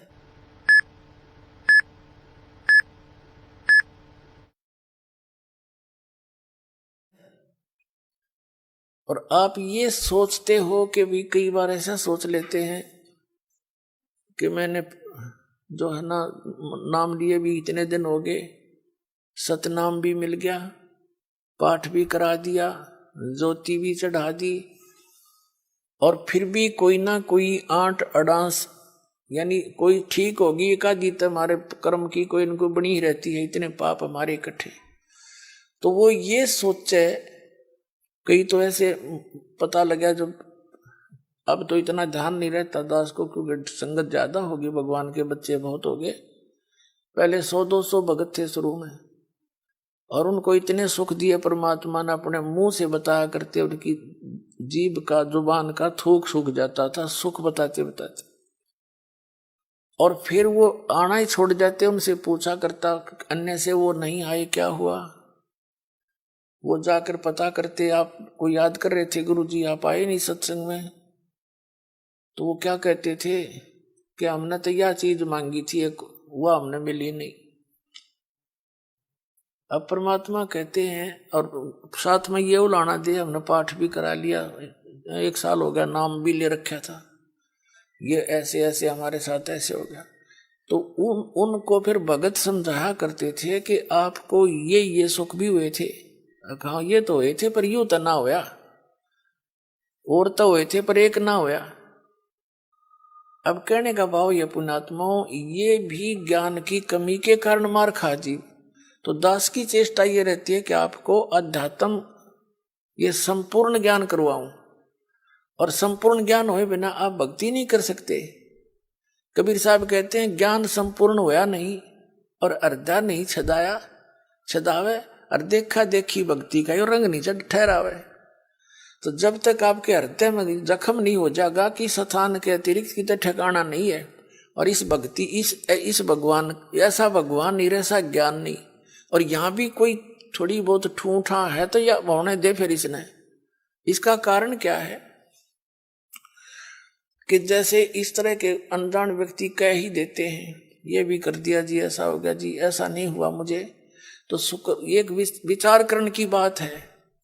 सर्दी के अंदर, सर्दियों के अंदर आप दिसंबर जनवरी के महीने में आपने स्वेटर पहन रखी है, जर्सी पहन रखी है, और फिर भी सर्दी लग रही है आपको, तो उसका क्या विकल्प है? क्या समझदार व्यक्ति होगा, क्या वो उस जर्सी ने भी उतार के धर देगा? अगर मुझे ठंड भी लग रही है, मैंने जर्सी भी पहन रखी है। इस नाम को छोड़ना, इससे दूर होना, इस बहाने कि इतना कुछ कर दिया थोड़ा, वो फिर भी काम नहीं बन पा रहा, यानी कुछ हानि है। तो पुण्यात्माओं, जितना वो जर्सी का काम था, इतना प्रोटेक्शन वह आपका कर रही थी, अरे इसने उतार देगा तो नमूनिया होगा, होता के समझदारी करोगे। यानी जितना भजन भक्ति सुमरण आपने किया है उतना प्रोटेक्शन आपको प्राप्त है। लेकिन सर्दी ज्यादा है, काना के हाथों के लग रही है तो यह लागण दे, या आपका नमूनिया नहीं कर सकती जब जर्सी ना उतारोगे तो, और ये चली जाएगी तो महीने 2 महीने में। तो कहने का भाव ये है, जितनी भक्ति धर्म दान आप कर रहे हो, ये उतना ही आपका प्रोटेक्शन होता जा रहा है। और थोड़ी बहुत सर्दी, यानी पाप कर्मों की सर्दी घनी है आपकी, और थोड़ी बहुत की तो कान कून का लगा है तो लागण दे इसने, इससे बचाव बहुत है। जब जर्सी तार दी तो नमूनिया होगा, मरेगा जल्दी, काम बनेगा। तो उसका प्रोटेक्शन क्या है? मान लीजिए जर्सी से भी सर्दी लग रही है तो कंबल ओढ़ ले, और यानी प्रोटेक्शन है बढ़ा इसका। यानी धर्म करते करते, भजन करते करते भी आपके ऊपर कुछ ऐसी वस्तु फिर भी थोड़ी बहुत लगती है आपको सर्दी कर्मा की, तो उसका प्रोटेक्शन कर, भक्ति है बढ़ा, धर्म बढ़ा। और द्वार धनी के पड़ा रहे, धक्के धनी के खावे, 100 काल जगजोली पर द्वार छोड़ नहीं दो। ये है इसका एक सीधा सा फार्मूला, इसने अपना के रखियो। ये आपको जो है कि वो इंस्ट्रक्शन दी जाती है सत्संग में, कहीं मार ना खा जाओ। तो इस प्रकार आप सोच विचार से चलोगे। कैसे? जैसे गीता अध्याय नंबर 7 के श्लोक नंबर 29 में क्या बताया है कि जरा मरण मोक्षाय यतन्ति ते ब्रह्म मामाश्रित यतन्ति ये ते ब्रह्म विदु ते ब्रह्म तत्व विदु और कृष्णम अध्यात्म कर्म च अखिलम। इसका सीधा सा अर्थ है कि जो प्राणी, जो साधक मेरे इस ज्ञान का आश्रय करके कि तत्वदर्शी संतों की खोज कर अर्जुन, चौथे अध्याय के 34वें श्लोक में कहा, और तत्व ज्ञान भी बता दिया चौथे अध्याय के 32वें श्लोक में कि उस सच्चिदानंद घन ब्रह्म के द्वारा अपने मुख से बोली गई जो वाणी है अध्यात्म मार्ग की, वो तत्व ज्ञान है। उसको उसमें विस्तार के साथ सब धार्मिक यज्ञों की, अनुष्ठानों की जानकारी दी गई है, वो तत्व ज्ञान है। चौथे अध्याय के 34वें श्लोक में कहा कि उस तत्व ज्ञान को तू तत्वदर्शी संतों के पास जाकर समझ।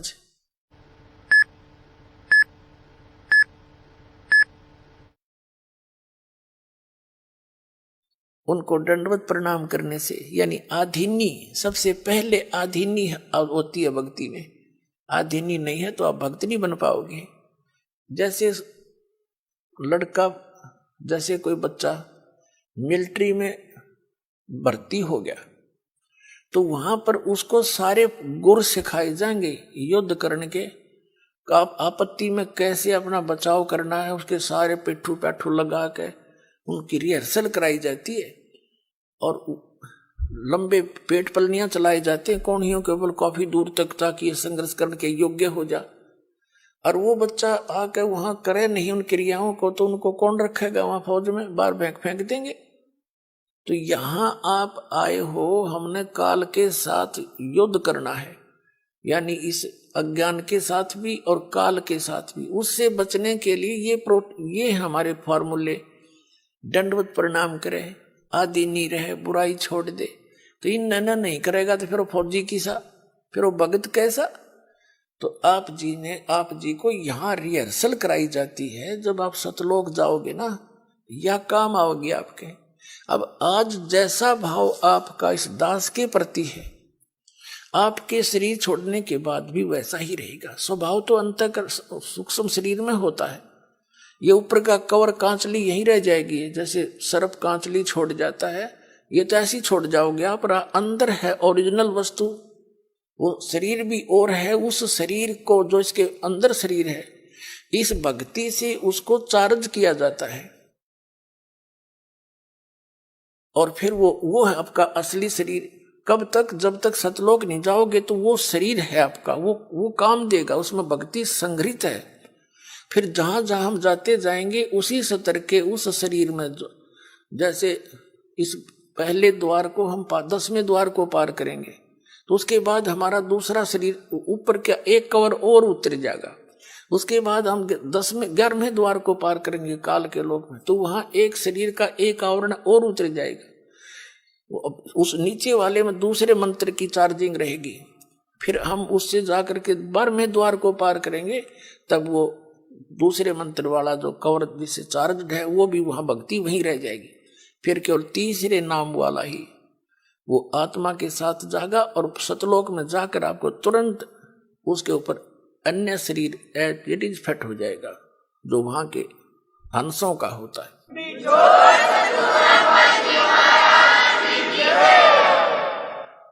तो यहाँ क्या बताया है? परमात्मा पाने के लिए हमने फार्मूले जो गुरु बता रखे हैं भगवान ने, उनको अपना के चलना पड़ेगा। तो क्या बताते हैं कि कहे कबीर तुम चरण चित राखो जो सुई में डोरा रे। तो गुरु जी के प्रति आपकी धारणा ऐसे अभेद अटूट हो जानी चाहिए, आपकी श्रद्धा। तो प्रसंग चल रहा है कि सबसे पहले उसने बताया कि आधिनी से उनसे प्रसन्न करना तत्वदर्शी संतों से। फिर वो तत्वदर्शी संत तुझे वो तत्व ज्ञान बताएंगे। फिर 7वें अध्याय के 29वें श्लोक में हम फिर आते हैं। इसमें कहा कि माम आश्रित है, मेरे पर आश्रित होकर इस ज्ञान जो मैं बता रहा हूं इसने कोई शिरोधार्य कर ले, ऐसी प्रयत्न करके उस तत्वदर्शी संत को खोज लेता है। माम आश्रित है, मेरे पर आश्रित होकर जरा मरण मोक्षाए यतंती ते, यतंती ये यानी जो जरा यानी बुढ़ापे थे, और मरण माने मृत्यु से, मोक्ष माने छुटकारे के लिए ही यतंती वो प्रयत्न करते हैं। तो वो कौन है? ते ब्रह्म तत्वविदु, वे उस तत्व ब्रह्म को जान चुके हैं और कृत्सनम अध्यात्म, पूरे अध्यात्म ज्ञान से परिचित है। कर्म च अखिलम, और सब कर्मों से परिचित है। क्या बताते हैं? सूक्ष्म वेद में भी कहा कि तुमने उस दरगाह का मैल न देखा, धर्मराज के तिल तिल का लेखा। तुमने उस दरगाह का महल नहीं देखा, तुमने उस धर्मराज के उस न्यायाधीश के दरबार का पता नहीं। वहां पर एक एक श्वास का भी लेखा है, तिल का भी हिसाब न्यारा न्यारा मिलेगा। आपने सोच भी गंदी रखी है ना, वह भी लिखी पाओगी वहां पर। और आपने सोच भी किसी का भला सोचा भी है, कर नहीं पाए, वो भी आपका गुड अकाउंट में पाओगा। क्या बताते हैं? चिट्टी पायल बाजे पैर, और साहेब सुनता है सब लहर। जैसे चिट्टी के कीड़ी के कोई घुंघरू बना के बांधे, पहले तो घुंघरू के बनेगा, वह पायल बनेगी किसी बाल से भी पतली। और कहते हैं उसका भी यदि थोड़ा सा शोर हो गया, यदि पहले दोस्तों शोर हो ही नहीं सकता। कहने का भाव है कि अगर उसकी भी चाहे पायल का खुड़का, चिट्टी के पैर की पायल भी थोड़ी बहुत खुड़का करेगी ना, साहिब सुनता है सब लहर। कहने का भाव ये है, आपकी सूक्ष्म से सूक्ष्म भी सोच को वो परमात्मा खूब सुनता है।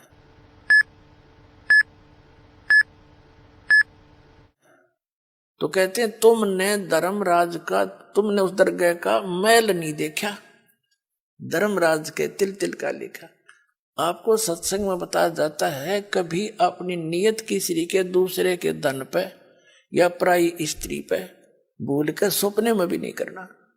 अपने मन को हमने परमात्मा के रंग में रंगना है। और यहां से चलते समय फिर यही बकवाद बहाऊंगी, जैसे त्रिकुटी पर गए, वहां तो काल का भयंकर जाल है, वहां डांस हो रहे हैं, बड़ी बड़ी स्टेज लगा कर सुंदर सुंदर लड़कियां नाच रही हैं।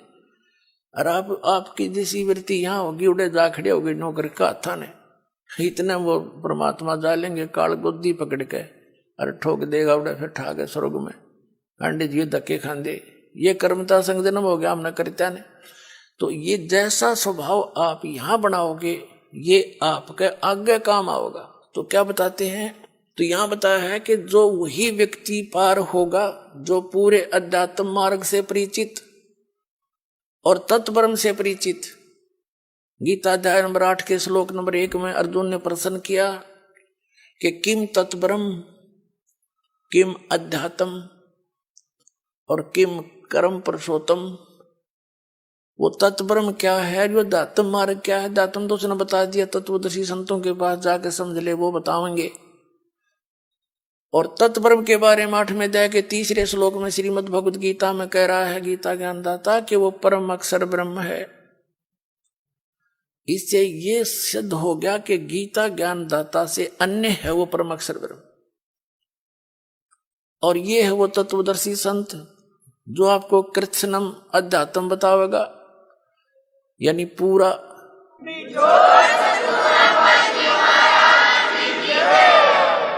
कबीर साहब कहते हैं मां मुंडो उस गुरु की जिसते संशय ना जा। कहते धिक्कार ऐसे गुरु से जिसता आपका शंका निवारण नहीं होता और आपका जीवन नाश हो जाता है। तो क्या बताया है इसमें कि जो कबीर साहब कहते हैं ज्ञान संपूर्ण होया नहीं, अर्धा नहीं छदावे, और देखा देखी भक्ति का यो रंग नहीं ठहरावे।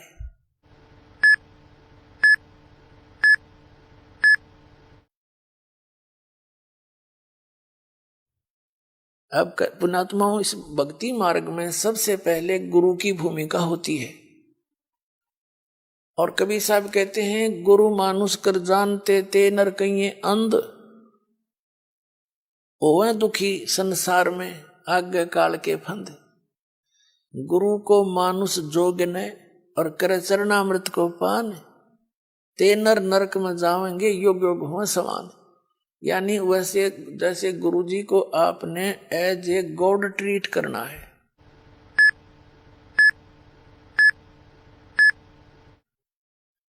पुण्यात्माओं, जो परमात्मा स्वयं आए थे कबीर जी, तो उन्होंने भी अपनी झलक किसी को विशेष भगत को ही छोड़कर अन्य किसी को ये महसूस भी नहीं होने दिया कि वो स्वयं उतरे हैं। और वो खुद कहते थे वो परमात्मा भाई सतलोक में रहता है, वो सदा सुखदाई है, वो अविनाशी है, तुम वहां से आए हो, वहां जाकर ही तुम्हें सुख होगा, वहां जाने की विधि ये ऐसे है। बस वो तो स्वयं परमात्मा भी थे। लेकिन गुरु अलग होता है, परमात्मा भिन्न होते हैं।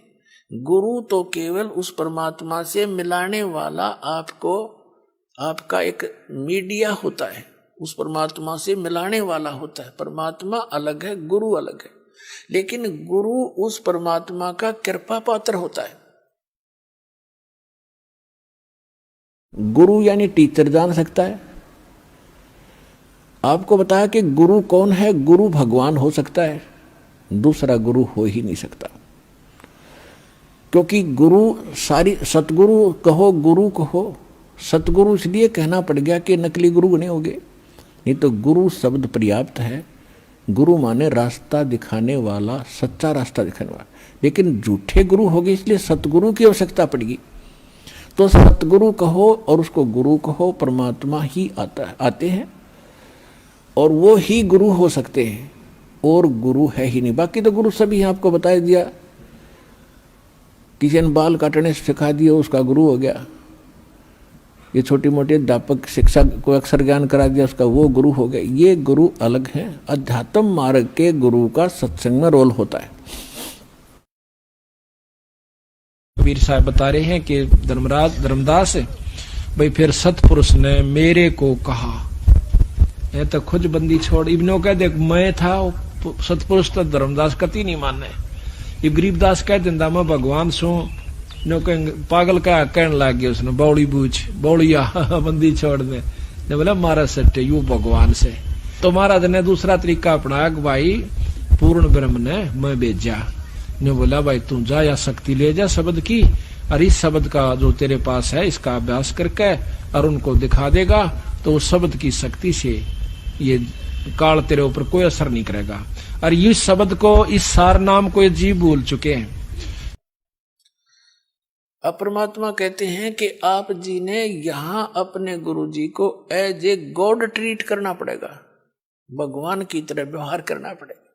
उनको भगवान मान कर रिहर्सल करने पड़ेंगे, अपने मन पापी को सेट करना पड़ेगा, आपने दुष्विचारों को रोकना पड़ेगा। संघर्ष रिहर्सल है ये आपकी। यहाँ बुलाकर आपको यहाँ क्रियाएं कराई जाती हैं, दंडवत प्रणाम कराया जाता है, आपसे 2 पैसे दान कराए जाते हैं और दान से ही आपको फिर यहाँ की सुख सुविधाएं मिलती हैं।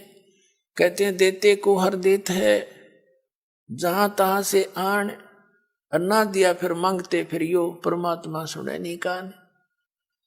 तो जब तक हम दान नहीं करेंगे, धर्म नहीं करेंगे तो आपको देगा कहां से। जैसे आप देखते हो एक तो कारों में चलता है और एक भीख मांगता फिर रहा कागज चुग गए। अब वो दिए बाबा को चौनी ना दे, सैकड़ा में एक आधा को दे जा, 2 रुपये मुश्किल है। तो कहते हैं देते को हर देत है। आज एक व्यक्ति के ठाठ है आगे तो आगे यहाँ झूठे, इस झूठी यहाँ के ठाठ जो है, कार भी है, कोठी भी है, फैक्ट्री भी लगा रखी है, तो वो पिछले जन्म का पुण्य है उसका। देते को हर देत है, जहां तहां से आन और ना दिया। जिसने दान नहीं करा मनुष्य जीवन पाके, और दान भी सुपात्र को हो, कुपात्र का किया हुआ व्यर्थ है। तो कहते हैं ना दिया वो मांगते फिरियो, फिर भगवान सुने ना कान। वो तो अब है आपका समय, जो दान आपने जो कर्म बनाने हैं, तो अब ये समय भी अब मिला आपको, जो पूर्ण संत भी ईब मिला। यहां किया हुआ आपका प्रत्येक अध्यात्म प्रयत्न 100% सफल होगा, क्योंकि पूर्ण गुरु और पूर्ण ज्ञान और पूर्ण भगवान। कहते हैं गुरु बिन माला फेरते, गुरु बिन देते दान, गुरु बिन दोनों निष्फल है, चाहे पूछो वेद पुराण। और गुरु पृथ्वी पर कोई है नहीं इस दास के अतिरिक्त। आपका जच्चो चाहे मत जच्चो,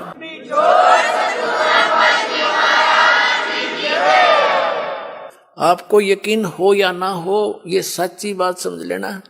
बुद्धिमानों को तो यकीन हो ही चुका होगा, ये सारे दिखा दिए किसे गुरु थे।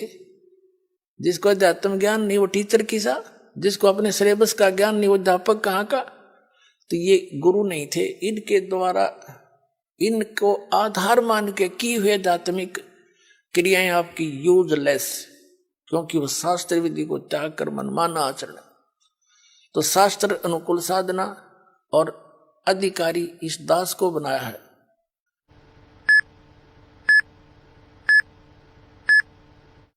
और अब चाहे पूरा विश्व आके नाम ले लो, सारे पार हो जाएंगे, क्योंकि शब्द बहुत जबरदस्त शक्ति होती है। दास ने नाम दे दिया, आपने भक्ति करनी, मर्यादा में रहना, पार हो जाओगे। उसके लिए क्या बताते हैं, गुरु मानुष कर जानते ते नर कहिए अंध, ओए दुखी संसार में आगे काल के फंद। जैसे इस दास के स्थान पर परमात्मा होते तो कैसे व्यवहार करते आप तो खैर आप ही जानो, लेकिन दास को पता है मैं क्या करता है। जब भी उनके सामने आता, आंखों में आंसू होते और उसके चेहरे की तरफ देखते रहते। अब उसके सामने ठीक है, अब तो हम as a Guru he deal करेंगे, अपना दुख भी रोवांगे, कहते हैं जय इब क सतगुरु मिले, जय इब कै सतगुरु मिले, सब दुख आँखों रो, चरणों ऊपर शीस धरूं, कहूं जो कहनी हो। तो कहने का भाव ये है कि जैसे गुरु जी के सामने आप भगवान के पास जाते हो और आपसे गुरु जी क्या कहेगा कि भाई शराब नहीं पीना, चोरी नहीं करना, मर्यादा भंग मत करना, मर्यादा में रहना, भक्ति करना, और आप मेरे सामने आकर के झूठ बोल दोगे किसी भी पॉइंट के। भगवान के सामने आप जाते हो, झूठ बोल सकते हो? दास का तो कलेजा फट जा झूठ बोलती आना। आप तुम अपने आप सोच लो ना,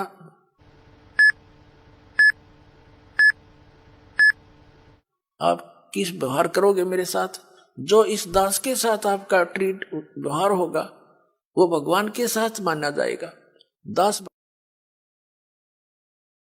भगवान नहीं है, लेकिन कबीर साहब कहते हैं गुरु को भगवान मानना पड़ेगा अपने। जैसे गणित के ऋण का एक प्रश्न होता है, उस प्रश्न को हल करने के लिए मूलधन ज्ञात करना होता है। वो मूलधन करोड़ों की संख्या में होता है, लेकिन वो मूलधन अज्ञात होता है। उस अज्ञात मूलधन, करोड़ों के मूलधन को प्राप्त करने के लिए, जानने के लिए, पाने के लिए मानना पड़ता है मूलधन 100 रुपये। वो 100 रुपये मूलधन नहीं होता, लेकिन उसको सपोज करे बिना वो मूलधन मिले नहीं जिसके लिए प्रयत्न हम करेंगे। तो हमारा मूलधन है कबीर साहब, लेकिन उस कबीर साहब को पाने के लिए आपने मानना पड़ेगा। मान लीजिए रामपाल कबीर साहब, एज ए ट्रीट नो करना पड़ेगा।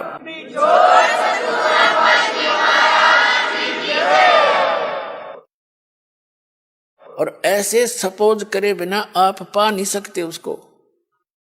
ये नियम है, फार्मूला है। और जो स्टूडेंट फार्मूला वही लगा कर चलेगा तो उस प्रश्न को हल कर लेगा, ना तो फेल हो ही तुम। तो हमने फेल नहीं होना। जब इस परमात्मा की स्कूल में आए हो, विद्यालय में, तो सारे फार्मूले लाओ। जब बस सफल हो गए तुम, तो कहते हैं मान लीजिए गुरु जी भगवान है, और भगवान के पास फिर गुरु सम्मुख ले झूठ संजोई, निश्चय नरक पड़े से सोई। वेद पुराण कहे सब साखी, साखी शब्द सब यूं बाकी, मानुष जन्म पाके खोए, और सतगुरु विमुखा युग युग रोए। गुरु सम्मुख ले झूठ संजोई, गुरु खा के झूठ बोले, निश्चय नरक पड़े से सोई।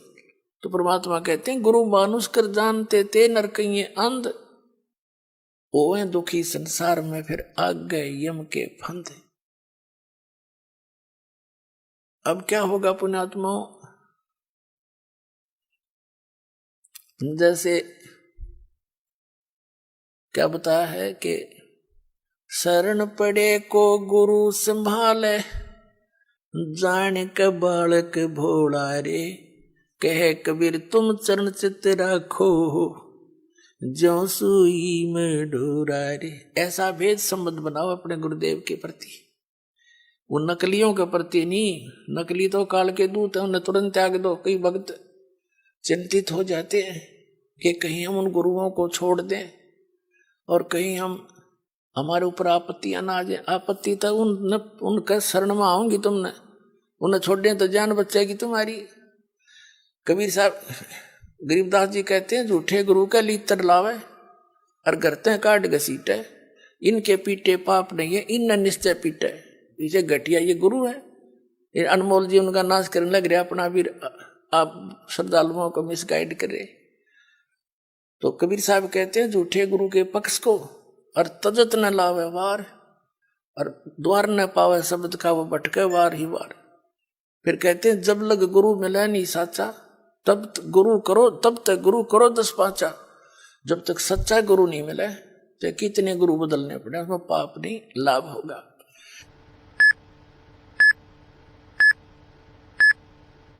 कहते गुरु की कबीर डूबे थे हम उबरे, गुरु की ज्ञान चमक, और बेड़ा देखा जर्जरा उतर चले फड़के।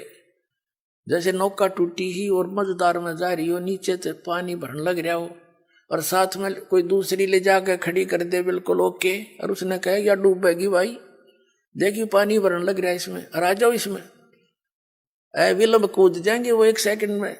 जो विकल्प नहीं हो तो डूबेंगे। जब विकल्प खड़ा कर दिया कि या ठीक सर इसमें आ जाओ, और फिर भी ना दे, फिर तो वो भांग पिए बैठे हैं, घटनों पानी में भी बड़े हैं और फिर भी नो के ओके है। तो जो दास प्रमाण दिखा रहा है और ये नौका साथ में खड़ी कर दी कि ये है ओके इसमें आ जाओ और यह सारी डूबेगी तुम्हारी, और अब भी उनको नहीं छोड़ रहे, उन्हें तो फिर नशा गणा हो रहा है, उनका क्या करें फिर हम। कबीर साहब कहते हैं कि ये चातुर पुरानी चोर हैं, इतना ज्ञान दास ने बता दिया और उनकी दाख, उनने तो कुछ ध्यान देना चाहिए। जो संत गुरु पद पर बैठे हैं, तुम क्या करने जा रहे हो, तुम्हारा ज्ञान फेल कर दिया, और फिर भी बोले आत्मा नहीं कहते भाई चलो वह भी आ जा, उन्होंने भी कह दे भाई बिल्कुल ठीक है, नहीं तो गलत बताओ मेरे ज्ञान को, मैं बार बार कह रहा हूं ये गलत बताओ, गलत कह रहा हूं, और गलत नहीं कह रहा तो स्वीकार करो, इन छोड़ दो परमात्मा के बच्चों ने, क्यों दुश्मन बने बैठे हो तुम।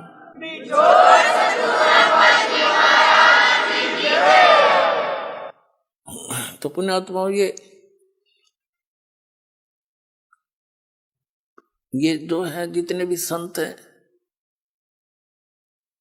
अब इनको सोचना पड़ेगा, विवश कर दूंगा, ऑनलाइन रखूंगा इन्हें जब तक ये हानि भर लेंगे। कहा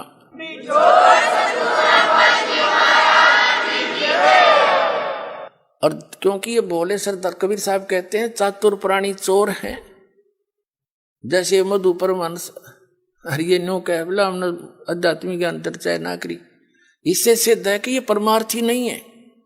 अगर ये संत होते तो रूपदास जी की तरह कह देते धर्मदास को कि बेटा जा अपना कल्याण करा ले, मेरे तो समझ में आती नहीं, और तुझे गुरु मिल गया है तो जा कल्याण करवा ले। तो उसने छोड़ दिया तो बोली आत्मा आ गया और कबीर साहब के चरणों में गिर गया, फिर तो पूछो मत, फिर तो सारी ये बात समझ में आ गई है, भगवान मेरा तो नाश हो जाता, मैं तो डूब गया था, बताया जीव कहाँ जाएंगे जो आपके शरण में नहीं आते। परमात्मा ने कहा था तू ज्यादा चिंता मत कर, या बीचली पीढ़ी का समय आओगा ना जो 5500 वर्ष बीत जाएगा कलयुग, तब देखूंगा मैं सारा ने, और तू भक्ति कर, तेरे वंश भी तभी पार होंगे जब मैं दोबारा आऊंगा। अब परमात्मा ने आए तो दास भेज दिया पुण्यात्मा, 100 की 100 साची मान लेना, ये सब प्रमाण बताने लग रहे।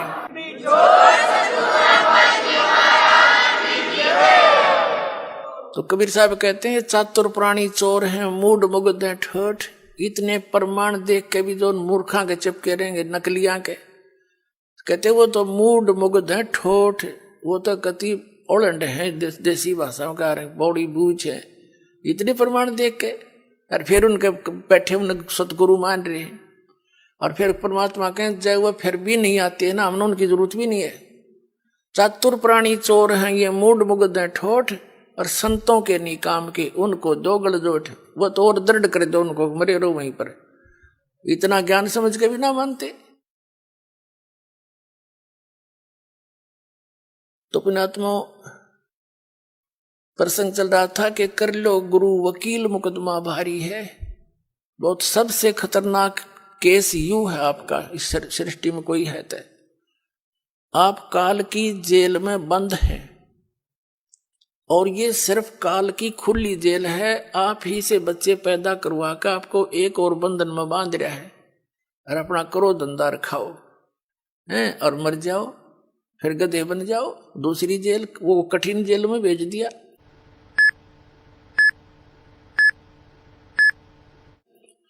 तो कहने का भाव ये है कि अब आपको ये दास वकील मिल गया इस पृथ्वी पर, दूसरा वकील इस वकालत करनिया नहीं है इस काल के साथ में, और अब आप सभी ने ये वकील करना पड़ेगा, पूरे विश्व ने।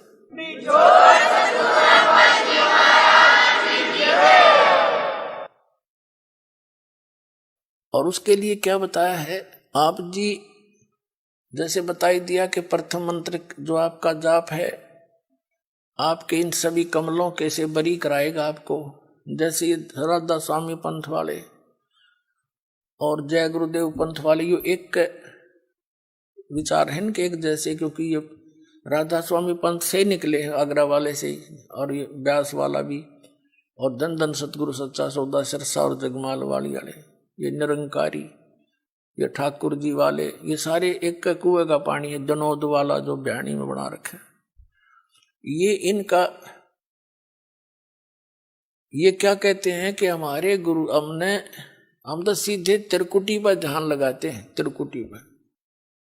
हमने नीचे के इन कमल कमलों की कोई आवश्यकता नहीं है।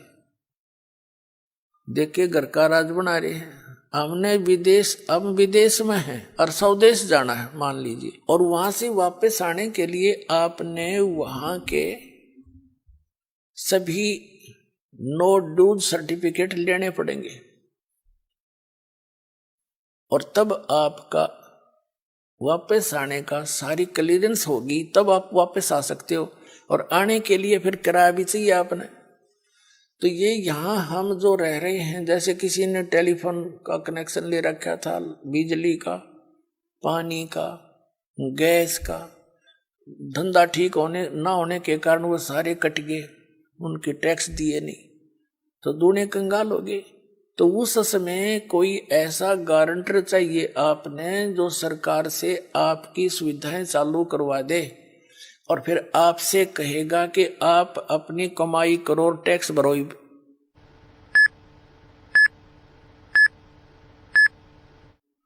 तो बहुत अच्छी बात होगी, कमाओगे तो टैक्स भी भर दोगे, तो दास आपका गारंटर बना दोबारा। आपके ये सारे कनेक्शन चालू करवा दिए, अब इनके ये मंत्र जाप करो, इनकी मजदूरी करो, या साधना है, पूजा नहीं है। पुण्यात्माओं, पूजा और साधना में बहुत अंतर होता है। पूजा तो वो कसक है किसी वस्तु के पाने की, जैसे हमने जल प्राप्ति करनी है और जल पृथ्वी में है, तो हमारे अंदर जो पूजा है वो तो जल है पूज्य। उसके पाने के लिए जो भी हम प्रोसीजर अपनावाएंगे, जो इंस्ट्रूमेंट यूज कराएंगे, वो वही हो जो उस पानी को, पूज्य वस्तु को प्राप्त करा दे। इब हम लकड़ के लठ के ना वो खोदन लगे, कद तक खोदेंगे इसने? यानी जो गलत नाम है वो लकड़ के लठ से धरती खोद रहे हम, वो कभी नहीं हो सकता, वहां तक पहुंचे नहीं सकते। तो उसके लिए इंस्ट्रूमेंट है बोकी और पाइप। जैसे सतनाम आपका है, ये बोकी और समझ लो पाइप है, और इसको लगाएंगे तो यह मजदूरी है। ये दो मंत्र, ये हमारा जाप, ये हमारा पूज्य नहीं है। उस पूज्य वस्तु को पाने के लिए ये इंस्ट्रूमेंट है हमारे, या साधना है, या मजदूरी है। और पूजा हम जल की कर रहे हैं, हम पूजा कबीर साहब की कर रहे हैं, सतलोक जाने की, उस सुख को पाने की। और ये जितने भी मंत्र हैं ये हमारे इंस्ट्रूमेंट हैं, ये हमारी साधना के हथियार हैं, ये औजार है हमारे। इनसे हम मिलेंगे, ये औजार ही वहां इस प्रोसेस में का, इस प्रोसीजर में यही कामयाब है, दूसरा कोई हो ही नहीं सकता। तो मंत्र नहीं इस पृथ्वी पे मोक्ष प्राप्ति के, केवल यही मंत्र है जो दास आपको दे रहा है। और ये प्रमाणित है, जिन महापुरुषों को परमात्मा स्वयं आकर मिले और उनको पहले तो सचखंड सतलोक दिखाया, जो स्थान की हमने कति भूल पड़ गई थी। अब पुण्यात्माओं, जब ये प्रमाण दास के पास नहीं होता तो थूक बिलो लेता मैं, किसी का जो नहीं रहेंगे वो। अब ये ऐसे एथेंटिक प्रमाण हैं जो आपके हृदय से हट नहीं सकते। आज किन किन को भगवान मिले? आदरणीय धर्मदास साहिब जी को, और इस कथा से खूब परिचित है पूरा कबीर पंथ। आदरणीय नानक साहिब जी को परमात्मा मिले, सचखंड लेकर गए। इससे पूरा सिख धर्म अच्छी तरह परिचित है कैसी घटना घटी थी। और ऐसे ही आदरणीय दादू साहिब जी के साथ हुआ था, ये भी दादू पंथी सब जानते हैं। ऐसे आदरणीय गरीबदास साहिब जी के साथ हुआ था, सतलोक लेकर गए थे, वापस छोड़ा था, ये पूरा गरीबदास पंथ जानता है। ऐसे घीसा दास साहिब जी के साथ हुए थे। तो कहने का भाव ये है कि उन महापुरुषों को उस परमात्मा ने कौन सी साधना दी थी सतलोक जाने की, तो वही हमने आवश्यकता पड़ेगी, उससे अतिरिक्त कोई भक्ति नहीं, कोई साधना नहीं। तो वो कौन से मंत्र थे? वो यही थे वो मंत्र। इनको आदेश दे दिया था सख्त कि धर्मदास मेरी लाख दुहाई, यो मूल ज्ञान की तबार न जाए। और फिर इसी प्रकार कहा था, धर्मदास मेरी लाख दुहाई, ये सार शब्द कहीं बार न जाए। ये मूल ज्ञान और सार शब्द बार जो पढ़ी, बिचली पीढ़ी हंस नीतर ही। अब जितना भी युग काल का सबसे ज्यादा सबसे अधिक जो पंथ का विस्तार हुआ है, ये राधा स्वामी से हुआ है, दूसरे नंबर निरंकारी से हुआ है। और ये दोनों के दोनों गुरु ग्रंथ साहिब को पढ़ के न्यारा सांग जोड़ा। और यदि ये मंत्र गुरु ग्रंथ साहिब में होते तो ये यही मंत्र देते पाते। तो बता आज ये दास कैसे भिन्नता बताता आपको कि ये अधिकारी है नहीं। चल ये अधिकारी होते और ये मंत्र दे रहे होते तो कोई दिक्कत ना थी। मैं क्यों थूक बिलाऊं, वो क्यों सिर में दर्द करता, मैं भी लेकर नाम अपने पार हो जाता। ये अधिकारी नहीं है।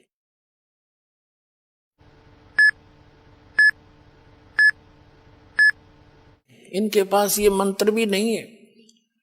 और उनको परमात्मा ने, उन महापुरुषों को इसलिए मना कर दिया था कि यह बात बिगड़ जाएगी। बीचली पीढ़ी में मेरा और काल का एक एग्रीमेंट हो रहा है कि कलयुग में कितने जीव ले जाना। तो परमात्मा ने पता था कि बीचली पीढ़ी में पहले तो शिक्षित करूंगा इन सबको। नहीं पिछला इतिहास देख लो, हमारे दादे परदादे ने कोई पाड़ी जाया करता, कोई हाड़ी जाया करता, कोई कितना मजदूरी करके अपना टाइम पास कराया करते, उन्हें पढ़ने की आवश्यकता नहीं थी। अब हमने पढ़ाई को एक प्रथम मान लिया सिर्फ रोजी रोटी के लिए। हमने तो इसलिए स्पीड खींची थी, हरीबिया काम आओगी वो दूसरी जगह या शिक्षा परमात्मा के पहचानने के लिए। ये कंप्यूटर बना दिए, इंटरनेट बनवा दिए। ये कबीर गॉड गिवन माइंड है, ये उस परमात्मा ने दी है बुद्धि, ना काल बुद्धि दे।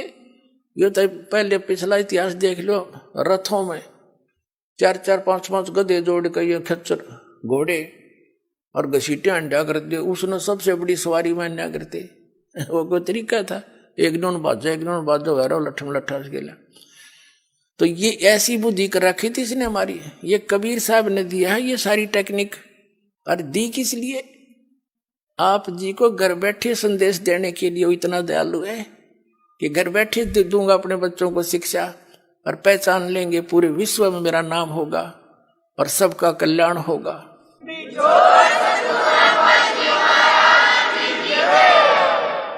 तो कहने का भाव ये है पुण्यात्माओं, परमात्मा कहते हैं कि ये राधा स्वामी वाले कहते हैं हम तो सीधे तिरकुटी बजाते।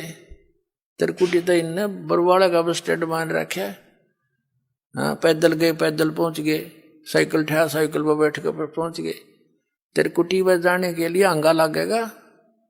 तिरकुटी इन बेरा भी कोई ना तिरकुटी है कहाँ, सुन रखी है कबीर साहब की वाणी में। किसी को नहीं पता इन संतों को तिरकुटी है कहाँ और क्या स्थिति है वहां पर। मारे सट्टे सुड़ी सुनाई। तो ये सारे आप सिद्धे हो जाएंगे। भगत समाज बुद्धिमान है, बोले बाले श्रद्धालु बैठे हैं अभी तक इन्हों सोच के कि देखेंगे। और अब तो वो इस ऐसे बैठे हैं कि यूं चला जाएगा जब देखेंगे पाछे थे। वो ग्रुप के ग्रुप सेट हुए बैठे हैं, लेकिन अंदर से खोखड़े हो लिए सारे।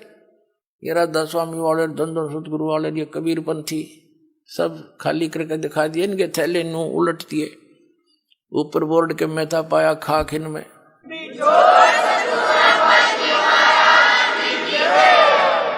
तो तिरकुटी पर जाने के लिए जैसे आपको बताया कि जैसे हमारा जल पूज्य है, पूजा हम जल की करते हैं, और ये नामों की साधना जो है ये तो इंस्ट्रूमेंट है अपने।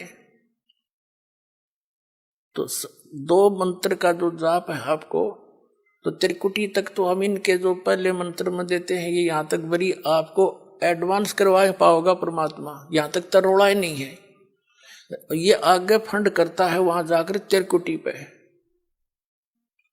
वहां पर 3 रास्ते हो जाते हैं। सामने वाला रास्ता इसने कतई बंद कर रखा है। ये अध्यात्म मार्ग उल्टा चलता है। जैसे हम त्रिवेणी बोलते हैं, वहां पर इलाहाबाद में जो गंगा और जमुना मिलती है और तीसरी के नीचे सरस्वती है, और अध्यात्म मार्ग में उल्टा चलता है। वो वहां से 3 रास्ते हैं, बीच वाली जो है वहां इसने ब्रह्मरंध्र है, वो ब्रह्मरंध्र पे लॉक ला रखा है वज्र का, और ये परमात्मा के सतनाम के 2 अक्षर के नाम से और तीसरा जो मंत्र है आपका सार नाम से खुलते हैं। उसके बगैर वो खुल ही नहीं सकता।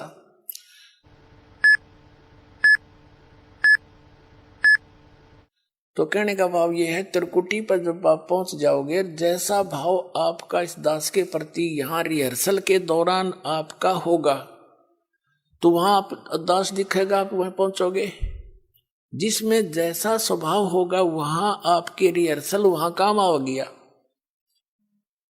और वहां बहुत से मेला भरा होगा। कोई कुछ कह रहा होगा, इसने के बेरा यू तनु है, जैसे अब भी आप बहुत कुछ सुनते हो समाज में। तो वहां जाकर यदि तुम डगमगोगे, तेरी बात बिगड़ जाएगी। तो यहां रिहर्सल इसलिए कराई जाती है, गुरु मानुष कर जानते ते नर कहिए अंध, वह दुखी संसार में आज्ञा काल के फंद। तो हम जैसे जल की प्राप्ति के लिए बोकी और पाइप प्रयोग कर रहे हैं, तो ये सतनाम जो है ये बोकी और पाइप समझ लो। अब सतनाम से भी मोक्ष नहीं, और अकेला सोहम नाम जप करने से भी लाभ नहीं। जैसे कबीर साहब की एक वाणी है कि जो जन होगा जो हरि, वो लेगा शब्द बिल गाए, और सोहम सोहम जप मेरे व्यर्था जन्म गवाए। यानी जो जौहरी होगा, सही ज्ञानवान होगा, तो उस इन शब्द को सही ढंग से पहचान लेगा, भिन्न भिन्न समझ कर प्राप्त करेगा। अकेले सोहम नाम का जाप करने से कोई यूज नहीं। जैसे सोहम का 2 ऐसे कर लेते हैं, सो बाहर हम अंदर, या हम बाहर सो अंदर, ऐसे करते, ये गलत है, साधना ठीक नहीं। और यदि सतनाम भी आपको प्राप्त हो गया, सार नाम नहीं मिला, तो भी आप मोक्ष प्राप्ति नहीं कर सकते। और सतनाम के बिना सार नाम आपको काम नहीं कर सकता। जैसे हैंडपंप लगा रहे हैं, पाइप तक पानी तक पाइप पहुंचगी, इस प्रोसीजर से पाइप बोकी और पाइप जल तक पहुंचगी, जल प्राप्त नहीं हुआ, उसके लिए हैंडपंप लगाना पड़ेगा। वो सार नाम है। और सार नाम, जिसको आदि नाम, सार शब्द, अकय शब्द उसको कहते हैं। फिर उसकी भी सेवा, उसका सेवन करना है। हैंडपंप भी ऐसे उसको हिलाना पड़ता है, तब वांछित वस्तु प्राप्त होती है। ये है प्रोसीजर पूरा इस परमात्मा के पाने का। और वो मंत्र इस दास के पास है, अविलंब प्राप्त करो, अपना कल्याण कराओ। बोलो सतगुरुदेव।